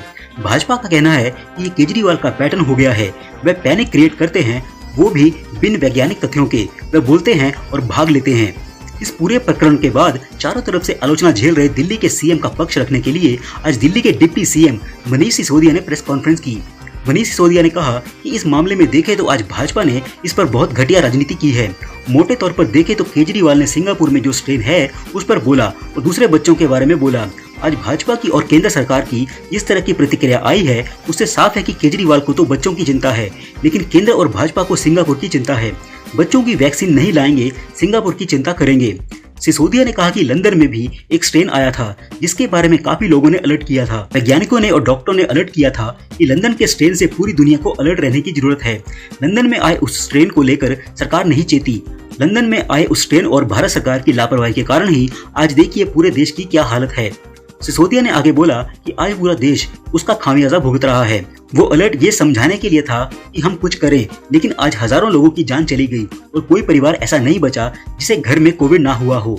सिसोदिया ने दावा किया कि आज फिर सारी दुनिया में देश के डॉक्टर वार्निंग दे रहे हैं कि बच्चों को खतरा है। सुप्रीम कोर्ट भी यह बात कह रहा है, लेकिन हम आज इस बात को नहीं समझ रहे। मुद्दा सिंगापुर का नहीं है, मुद्दा हमारे बच्चों का है। आप सिंगापुर को मुद्दा बनाना चाहते हैं, हम बच्चों की चिंता कर रहे हैं। हम आपसे हाथ जोड़कर कहते हैं कि बच्चों की चिंता करिए। हर वैज्ञानिक से लेकर सुप्रीम कोर्ट तक यह बात कह रहे हैं कि अगले स्ट्रेन में बच्चों को खतरा है, तो आप उसकी चिंता करिए, उस पर तत्परता दिखाइए। बात करते हैं अगली बड़ी खबर की। राहुल गांधी ने फिर से सुबह उठकर किया केंद्र सरकार को लेकर विवादित ट्वीट। जी हां, देश में चल रही वैक्सीन की भारी कमी के बीच कांग्रेस नेता राहुल गांधी ने मोदी सरकार पर निशाना साधा है। उन्होंने अपने ट्विटर अकाउंट से ट्वीट करते हुए कहा है कि वैक्सीन कम होती जा रही है और कोविड मृत्यु बढ़ती जा रही है। केंद्र सरकार की नीति ध्यान भटकाओ, झूठ फैलाओ, शोर मचाकर तथ्य छुपाओ है। केंद्र सरकार ने वैक्सीनेशन अभियान को आगे बढ़ाते हुए 1 मई से 18 मई से ज्यादा उम्र के सभी नागरिकों का टीकाकरण करने का ऐलान किया था, लेकिन कई राज्यों में अभी तक वैक्सीनेशन के तीसरे चरण की शुरुआत भी नहीं हुई है। कई राज्यों में टीकाकरण अभियान धीमा पड़ा हुआ है। बात करते हैं अगली बड़ी खबर की। मोदी सरकार ने चलाया व्हाट्सएप पर हंटर। जी हां, केंद्र सरकार ने एक बार फिर से इंस्टेंट मैसेजिंग ऐप व्हाट्सएप को नोटिस भेजा है। केंद्रीय इलेक्ट्रॉनिक एवं सूचना प्रौद्योगिकी मंत्रालय ने व्हाट्सएप से एक बार फिर से कहा है कि वो अपनी नई प्राइवेसी पॉलिसी को वापस ले। इससे पहले व्हाट्सएप ने बड़ी चालाकी से अपने नए अपडेट को कुछ दिनों के लिए रोक दिया था, लेकिन अब इस महीने वो फिर से उसे वापस लेकर आया है। उसने कहा था कि वो मई 15, 2021 तक इसे रोक रहा है। अब केंद्र सरकार ने उसे भेजी गई नोटिस में कहा है कि उक्त तारीख तक प्राइवेसी पॉलिसी अपडेट को रोकने का ये अर्थ नहीं है कि वो सूचना की प्राइवेसी, डेटा की सुरक्षा और यूजर्स की पसंद नापसंद का सम्मान ना करे। इस नोटिस में भारतीय संविधान एवं नियम कानूनों का हवाला देते हुए व्हाट्सएप को ये बताया गया है कि कैसे वो उनका उल्लंघन कर रहा है। साथ ही केंद्र ने चेतावनी दी है कि भारत की संप्रभु सरकार होने के नाते वो नागरिकों के हित के लिए कोई भी संवैधानिक कदम उठा सकती है। फिलहाल व्हाट्सएप को 7 दिनों में इस नोटिस का जवाब देने को कहा गया है। संतोषजनक जवाब न मिलने पर दंडात्मक कार्रवाई की जा सकती है। बात करते हैं अगली बड़ी खबर की। नारदा केस मामले में मुख्यमंत्री ममता बनर्जी की मुसीबत बढ़ने वाली है। कलकत्ता हाई कोर्ट के समक्ष नारदा केस को पश्चिम बंगाल से बाहर स्थानांतरित करने की मांग वाली याचिका में सीबीआई ने ममता बनर्जी के नाम का जिक्र किया है। 17 मई को कोलकाता में सीबीआई ने इस घोटाले से जुड़े 2 मंत्रियों को गिरफ्तार किया था। उसके बाद सीबीआई दफ्तर के परिसर में टीएमसी कार्यकर्ताओं ने हंगामा किया। सीबीआई ने ममता बनर्जी और टीएमसी नेता कल्याण बनर्जी और मलय घटक को पक्षकार बनाया है। सीबीआई ने अपनी याचिका में सीएम ममता बनर्जी के आचरण पर भी सवाल उठाया है। सीबीआई ने यह दावा किया है कि पश्चिम बंगाल के कानून मंत्री भीड़ के साथ अदालत में मौजूद थे, जहां आरोपियों को पेश किया जाना था। एजेंसी ने कहा कि गिरफ्तार किए गए नेताओं के अनेक समर्थकों ने यहां निजाम पैलेस में सीबीआई दफ्तर का घेराव किया और उसके अधिकारियों को बाहर नहीं निकलने दिया, जिन्हें आरोपियों को अदालत में पेश करना था। बाद में सोमवार को डिजिटल माध्यम से आरोपियों को विशेष सीबीआई अदालत में पेश किया गया था। वहीं टीएमसी ने सीबीआई के खिलाफ एफआईआर दर्ज करवाई है। साथ ही नारदा केस में गिरफ्तारियों को गैर कानूनी बताया है। बात करते हैं अगली बड़ी खबर की। मणिपुर सरकार ने राज्य में एम्बुलेंस के सायरन पर बंद करने का ऐलान किया है, ताकि कोविड-19 के प्रकोप के दौरान चिंता और डर के माहौल को कम किया जा सके। राज्य के चिकित्सा निदेशालय ने एक ज्ञापन में मुख्य चिकित्सा अधिकारियों, चिकित्सा अधीक्षकों, निजी अस्पताल के कर्मियों और एम्बुलेंस संचालकों से सायरन बंद करने का अनुरोध किया है, क्योंकि इनकी आवाज से लोगों में भय पैदा हो रहा है और सामाजिक चिंता व्याप्त हो रही है। इसमें कहा गया है कि मार्गों के अवरुद्ध होने पर ही सायरन बजाए जाने चाहिए। राज्य सरकार ने कई जिलों में कर्फ्यू 28 मई तक के लिए बढ़ा दिया है। मणिपुर में मंगलवार को कोरोना वायरस के 624 नए मामले सामने आए हैं और संक्रमण के कुल मामले 40,683 पर पहुंच गए हैं। 20 संक्रमितों की मौत होने से मृतक संख्या बढ़कर 612 पर पहुंच गई है। बात करते हैं अगली बड़ी खबर की। कंगना रनौत फैंस के बीच अपने बेबाक अंदाज के लिए जानी जाती हैं। कंगना अपनी कोई भी बात रखने से कभी पीछे नहीं हटती हैं। यही कारण है कि अब वह आए दिन सोशल मीडिया पर ट्रोल होती रहती हैं, लेकिन एक्ट्रेस को ट्रोलिंग से कोई डर नहीं लगता है। हाल ही में एक्ट्रेस ने फैंस को इस बात की जानकारी दी थी कि उनकी कोरोना रिपोर्ट नेगेटिव हो गई है, लेकिन अब कंगना ने फिर से एक स्टेटमेंट जारी किया है जो सुर्खियों में आ गया है। कंगना ने 18 मई को कोरोना रिपोर्ट नेगेटिव आने की जानकारी दी थी और इंस्टाग्राम पर इससे जुड़ा एक वीडियो भी शेयर किया था, जिसके बाद कई लोगों ने एक्ट्रेस को ट्रोल करने की कोशिश की और उनसे कोरोना रिपोर्ट मांगी। उनका कहना था कि कंगना झूठ बोल रही है। इस पर कंगना ने अब सबकी बोलती बंद कर दी है।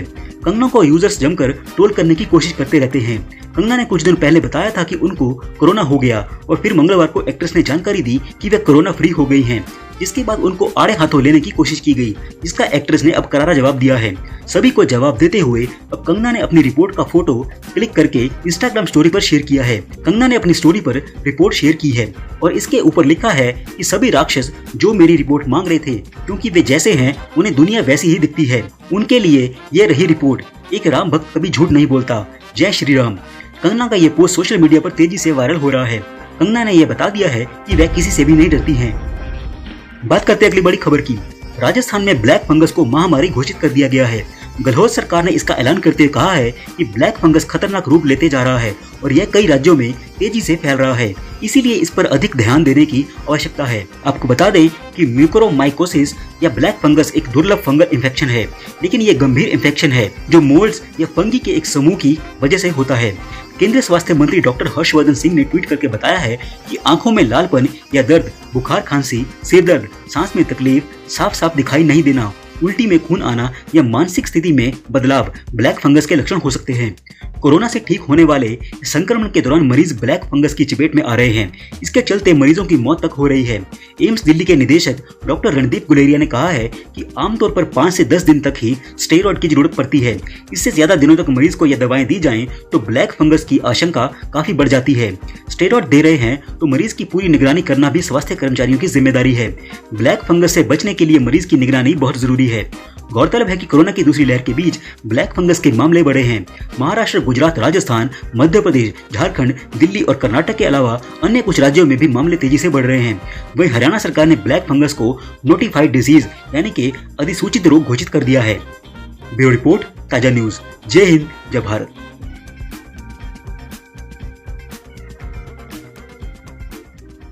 इस वीडियो में हम आपको बताएंगे इस समय की बेहद बड़ी ब्रेकिंग न्यूज के बारे में, जिन्हें जानना आपके लिए बेहद जरूरी है, इसलिए इस वीडियो को अंत तक जरूर देखें। इस वीडियो को लाइक और शेयर जरूर करें। चलिए बात करते हैं अगली बड़ी खबर की, जो केजरीवाल को लेकर सामने आई है। जी आपको बता दें कि कोरोना के सिंगापुर वेरिएंट पर पूरे भारत में और दुनिया में डर फैलाकर घिरे केजरीवाल चारों तरफ से हुई आलोचना केजरीवाल की। जी आपको बता दें कि भारत के विदेश मंत्रालय ने ही यानी कि एस जयशंकर ने भी लताड़ा है केजरीवाल को। सिंगापुर ने भी जता दी आपत्ति और ये बोला कि ये आप नहीं कर सकते हमारे साथ, और पुरानी मित्रता को लेकर भी डैमेज हो सकता है। जी आपको बता दें कि देश में कोरोना महामारी की दूसरी लहर का कहर तो जारी है, लेकिन तीसरी कहर को लेकर सतर्कता भी बढ़ाई गई है।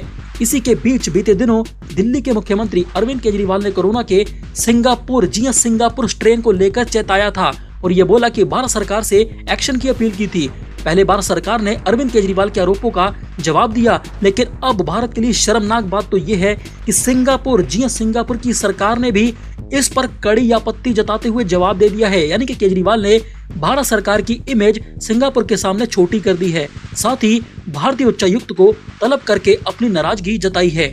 आपको बता दें कि दिल्ली के मुख्यमंत्री अरविंद केजरीवाल ने ट्वीट में आशंका जताई कि वायरस का ये नया स्वरूप तीसरी लहर के रूप में भारत में दस्तक दे सकता है। उन्होंने हिंदी में ट्वीट किया, सिंगापुर में आया कोरोना वायरस का खतरनाक नया वेरिएंट बच्चों के लिए बेहद खतरनाक बताया जा रहा है। भारत में ये तीसरी लहर के रूप में आ सकता है। वहीं केंद्र की मोदी सरकार से मेरी अपील है कि सिंगापुर के साथ सभी हवाई सेवाएं तत्काल प्रभाव से अभी के अभी मोदी सरकार रद्द करे और बच्चों के लिए भी टीके के विकल्पों पर प्राथमिकता के आधार पर काम करे। वहीं सिंगापुर के बाद अब केंद्र की मोदी सरकार ने भी केजरीवाल को करारा जवाब दिया है। जी आपको बता दें कि विमानन मंत्री हरदीप सिंह पुरी ने यह बोला कि सिंगापुर की स्थिति पर केंद्र की मोदी सरकार की नजर है और सभी एहतियात बढ़ती जा रही है। इतना ही नहीं, बीजेपी ने केजरीवाल को तो यहाँ तक बोल दिया कि भारत की सभी इंटरनेशनल फ्लाइट्स मार्च 2020 से ही बंद है, 20 से, और सिंगापुर के साथ हमारा एयर बबल भी नहीं है। उन्होंने ये बोला कि वंदे भारत मिशन के तहत दोनों देशों के बीच कुछ उड़ानें तो जारी हैं ताकि वहां फंसे भारतीयों को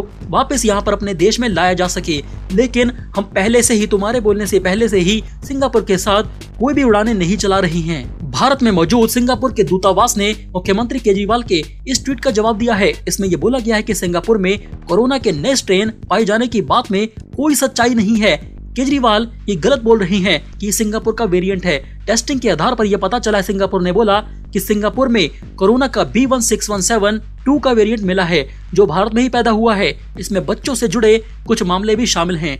वहीं सिंगापुर के स्वास्थ्य मंत्रालय यानी कि हेल्थ मिनिस्ट्री ने यह बयान जारी करके दिल्ली के मुख्यमंत्री अरविंद केजरीवाल के दावे का खंडन किया और भारत के लिए एक शर्मनाक बात कही है। आपको बता दें कि दिल्ली के मुख्यमंत्री अरविंद केजरीवाल के बयान पर अब तो बवाल ही हो चुका है। जी आपको बता दें कि केजरीवाल के बयान से भड़की सिंगापुर की सरकार ने भारतीय उच्चायुक्त को तलब कर दिया है। जी हाँ, यानी कि भारत के सिंगापुर के साथ संबंधों पर असर भी पड़ सकता है। जी आपको बता दें कि केजरीवाल के बयान से भड़की सिंगापुर सरकार ने अब एक बयान भी जारी किया है और ये बोला, जी आपको बता दें कि सिंगापुर के विदेश मंत्री ने भी इस मसले पर दिल्ली के मुख्यमंत्री अरविंद केजरीवाल को जवाब दिया है। उन्होंने ये बोला कि राजनेताओं को तथ्यों पर बात करनी चाहिए। उन्होंने ये बोला कि कोरोना का कोई सिंगापुर वेरिएंट नहीं है, केजरीवाल झूठ बोल रहे हैं। दूसरी ओर भारत की केंद्र सरकार यानी कि मोदी सरकार ने भी इस मामले पर अब जवाब दिया है। दिल्ली के मुख्यमंत्री के पास कोरोना वायरस के वेरिएंट या फिर विमानन पॉलिसी पर बोलने का अधिकार नहीं है सिंगापुर को। जी आपको बता दें कि भारत के विदेश मंत्री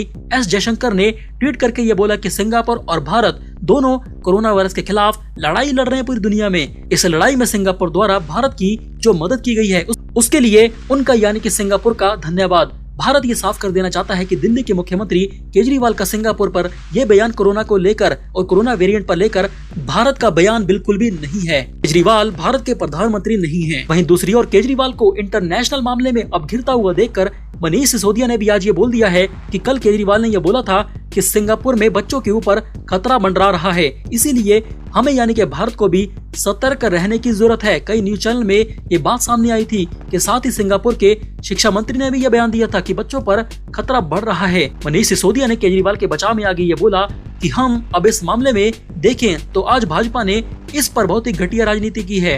मोटे तौर पर देखें तो केजरीवाल ने सिंगापुर में जो स्ट्रेन है उस पर बोला है और दूसरा बच्चों के बारे में बोला है। और केंद्र की मोदी सरकार की जिस तरह से प्रतिक्रिया सामने आई है सिंगापुर को लेकर, उससे यह साफ है कि केजरीवाल जी को तो भारत के बच्चों की चिंता है, लेकिन केंद्र की मोदी सरकार यानी कि भाजपा को सिंगापुर की चिंता है, भारत के बच्चों की नहीं। बच्चों की वैक्सीन नहीं लाएंगे और सिंगापुर की ये लोग चिंता करेंगे। मनीष सिसोदिया ने केजरीवाल का बचाव करते हुए आगे ये बोला कि लंदन में भी एक स्ट्रेन पाया गया था कोरोना वायरस का, जिसके बारे में काफी लोगों ने अलर्ट किया था। वैज्ञानिकों ने और डॉक्टरों ने लोगों को अलर्ट किया था कि लंदन के स्ट्रेन से पूरी दुनिया को अलर्ट रहने की जरूरत है। लंदन में आए उस ट्रेन को लेकर सरकार नहीं चेती, सरकार ने कोई प्लानिंग नहीं की।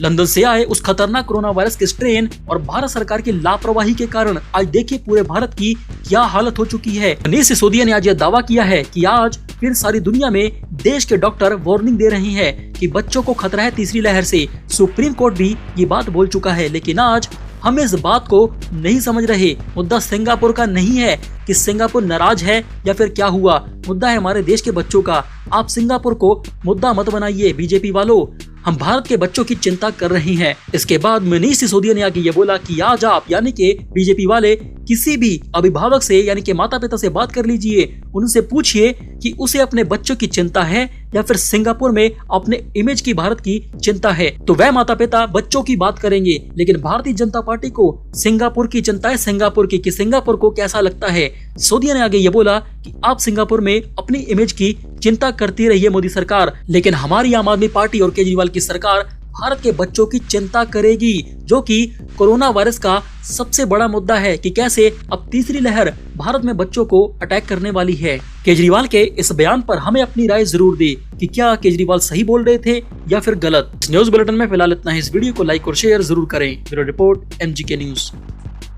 इस समय की सबसे बड़ी ब्रेकिंग न्यूज। जी अब 9 रुपए में मिलेगा, मात्र 9 रुपए में 809 रुपए वाला घर का रसोई गैस का सिलेंडर। जी आपको बता दें कि सिर्फ 31 मई तक है ये धुआंधार ऑफर। जी आपको बता दें कि भारत में पेट्रोल और डीजल इस महीने लगातार तीसरे दिन महंगा हो चुका है। जी आपको बता दें कि रसोई गैस भी अब 810 रुपए प्रति सिलेंडर हो चुकी है, जो कि काफी ज्यादा है नरेंद्र मोदी जी के शासन में। आपको बता दें कि आप पेट्रोल डीजल की कीमतों पर छूट तो नहीं पा सकते हैं क्योंकि ये तेल कंपनियों के हवाले है, लेकिन आप LPG यानी कि घर के रसोई गैस सिलेंडर पर भारी भरकम छूट पा सकते हैं, वो भी पूरे 800 रुपए से ज्यादा। चलिए आपको बताते हैं कि कैसे। जी आपको बता दें कि पेटीएम ने इसी महीने LPG की बुकिंग और पेमेंट पर अपने ग्राहकों के लिए बम्पर और धुआंधार ऑफर की पेशकश की है। इस ऑफर के तहत भारत के सभी ग्राहकों को 809 रुपए वाला भारत का गैस सिलेंडर मात्र 9 रुपए में मिलेगा।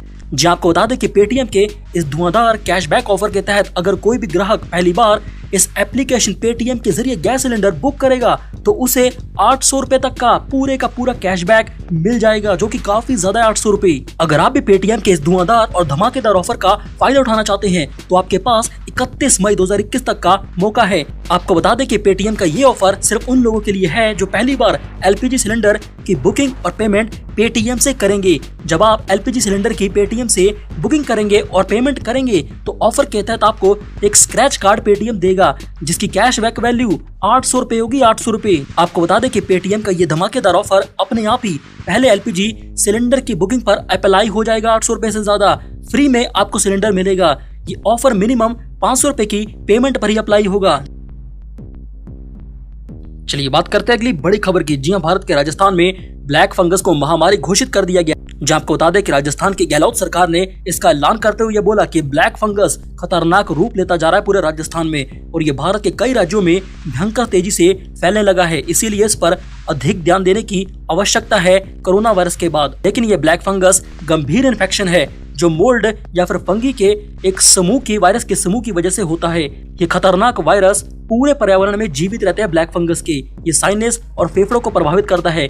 जिस भी बंदे की इम्यूनिटी कमजोर हो जाती है ये तुरंत उस पर अटैक कर देता है।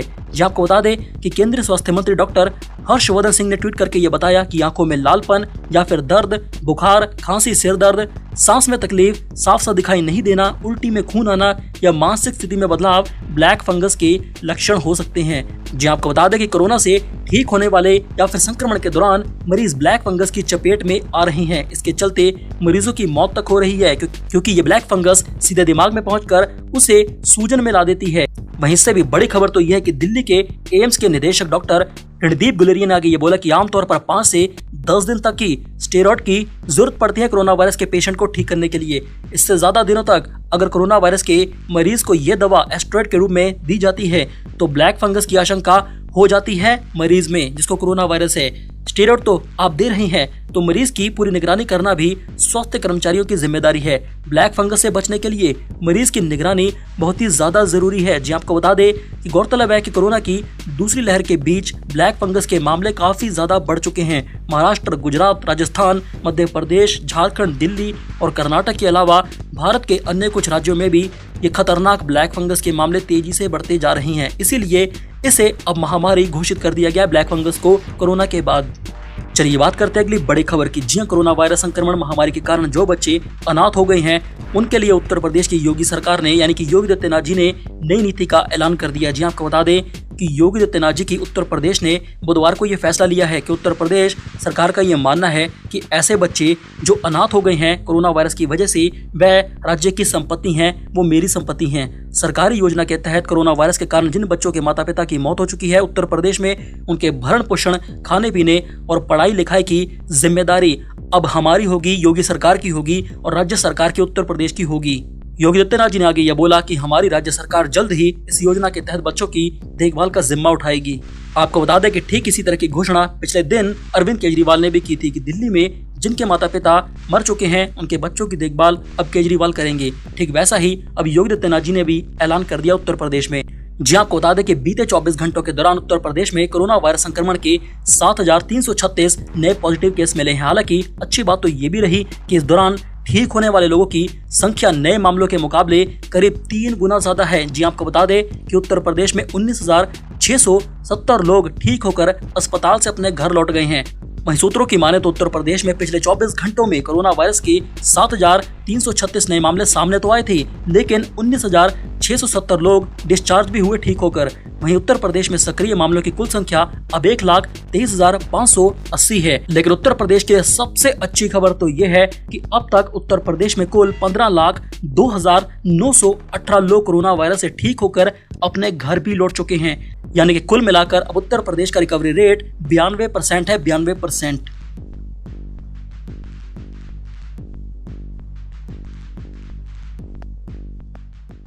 चलिए बात करते हैं अगली बड़ी खबर की, जो केजरीवाल को लेकर सामने आई है। जी आपको बता दें कि कोरोना के सिंगापुर वेरिएंट पर पूरे भारत में और दुनिया में डर फैलाकर घिरे केजरीवाल चारों तरफ से हुई आलोचना केजरीवाल की। जी आपको बता दें कि भारत के विदेश मंत्रालय ने ही यानी कि एस जयशंकर ने भी लताड़ा है केजरीवाल को। सिंगापुर ने भी जता दी आपत्ति और ये बोला कि ये आप नहीं कर सकते हमारे साथ, और पुरानी मित्रता को लेकर भी डैमेज हो सकता है। जी आपको बता दें कि देश में कोरोना महामारी की दूसरी लहर का कहर तो जारी है, लेकिन तीसरी कहर को लेकर सतर्कता भी बढ़ाई गई है। इसी के बीच बीते दिनों दिल्ली के मुख्यमंत्री अरविंद केजरीवाल ने कोरोना के सिंगापुर स्ट्रेन को लेकर चेताया था और ये बोला कि भारत सरकार से एक्शन की अपील की थी। पहले भारत सरकार ने अरविंद केजरीवाल के आरोपों का जवाब दिया, लेकिन अब भारत के लिए शर्मनाक बात तो ये है कि सिंगापुर की सरकार ने भी इस पर कड़ी आपत्ति जताते हुए जवाब दे दिया है। यानी कि केजरीवाल ने भारत सरकार की इमेज सिंगापुर के सामने छोटी कर दी है। साथ ही भारतीय उच्चायुक्त को तलब करके अपनी नाराजगी जताई है। आपको बता दें कि दिल्ली के मुख्यमंत्री अरविंद केजरीवाल ने ट्वीट में आशंका जताई कि वायरस का ये नया स्वरूप तीसरी लहर के रूप में भारत में दस्तक दे सकता है। उन्होंने हिंदी में ट्वीट किया, सिंगापुर में आया कोरोना वायरस का खतरनाक नया वेरिएंट बच्चों के लिए बेहद खतरनाक बताया जा रहा है। भारत में ये तीसरी लहर के रूप में आ सकता है। वहीं केंद्र की मोदी सरकार से मेरी अपील है कि सिंगापुर के साथ सभी हवाई सेवाएं तत्काल प्रभाव से अभी की अभी मोदी सरकार रद्द करे और बच्चों के लिए भी टीके के विकल्पों पर प्राथमिकता के आधार पर काम करे। वहीं सिंगापुर के बाद अब केंद्र की मोदी सरकार ने भी केजरीवाल को करारा जवाब दिया है। जी आपको बता दें कि विमानन मंत्री हरदीप सिंह पुरी ने यह बोला कि सिंगापुर की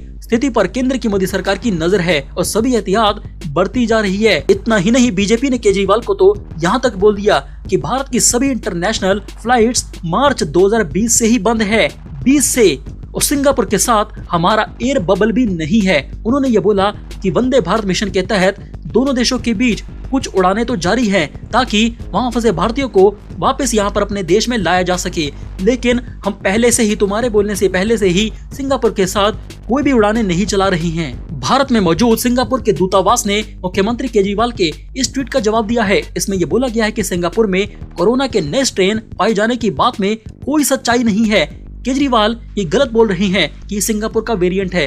टेस्टिंग के आधार पर यह पता चला है, सिंगापुर ने बोला कि सिंगापुर में कोरोना का B16172 का वेरिएंट मिला है जो भारत में ही पैदा हुआ है। इसमें बच्चों से जुड़े कुछ मामले भी शामिल हैं।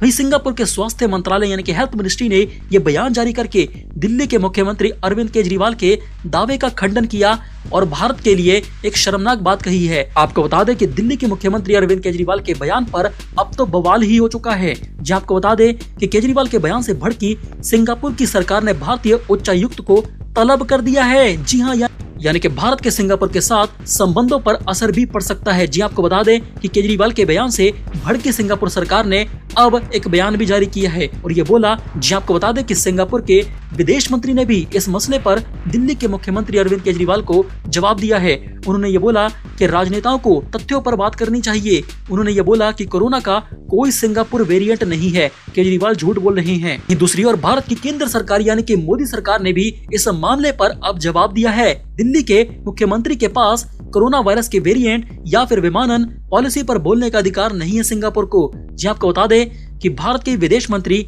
एस जयशंकर ने ट्वीट करके ये बोला कि सिंगापुर और भारत दोनों कोरोना वायरस के खिलाफ लड़ाई लड़ रहे हैं पूरी दुनिया में। इस लड़ाई में सिंगापुर द्वारा भारत की जो मदद की गई है उसके लिए उनका यानी कि सिंगापुर का धन्यवाद। भारत ये साफ कर देना चाहता है कि दिल्ली के मुख्यमंत्री केजरीवाल का सिंगापुर पर यह बयान कोरोना को लेकर और कोरोना वेरिएंट पर लेकर भारत का बयान बिल्कुल भी नहीं है। केजरीवाल भारत के प्रधानमंत्री नहीं है। वहीं दूसरी ओर केजरीवाल को इंटरनेशनल मामले में अब घिरता हुआ देखकर मनीष सिसोदिया ने भी आज ये बोल दिया है कि कल केजरीवाल ने यह बोला था कि सिंगापुर में बच्चों के ऊपर खतरा मंडरा रहा है, इसीलिए हमें यानी कि भारत को भी सतर्क रहने की जरूरत है। कई न्यूज चैनल में ये बात सामने आई थी कि साथ ही सिंगापुर के शिक्षा मंत्री ने भी यह बयान दिया था कि बच्चों पर खतरा बढ़ रहा है। मनीष सिसोदिया ने केजरीवाल के बचाव में आगे ये बोला कि हम अब इस मामले में देखें तो आज भाजपा ने इस पर बहुत ही घटिया राजनीति की है। मोटे तौर पर देखें तो केजरीवाल ने सिंगापुर में जो स्ट्रेन है उस पर बोला है और दूसरा बच्चों के बारे में बोला है।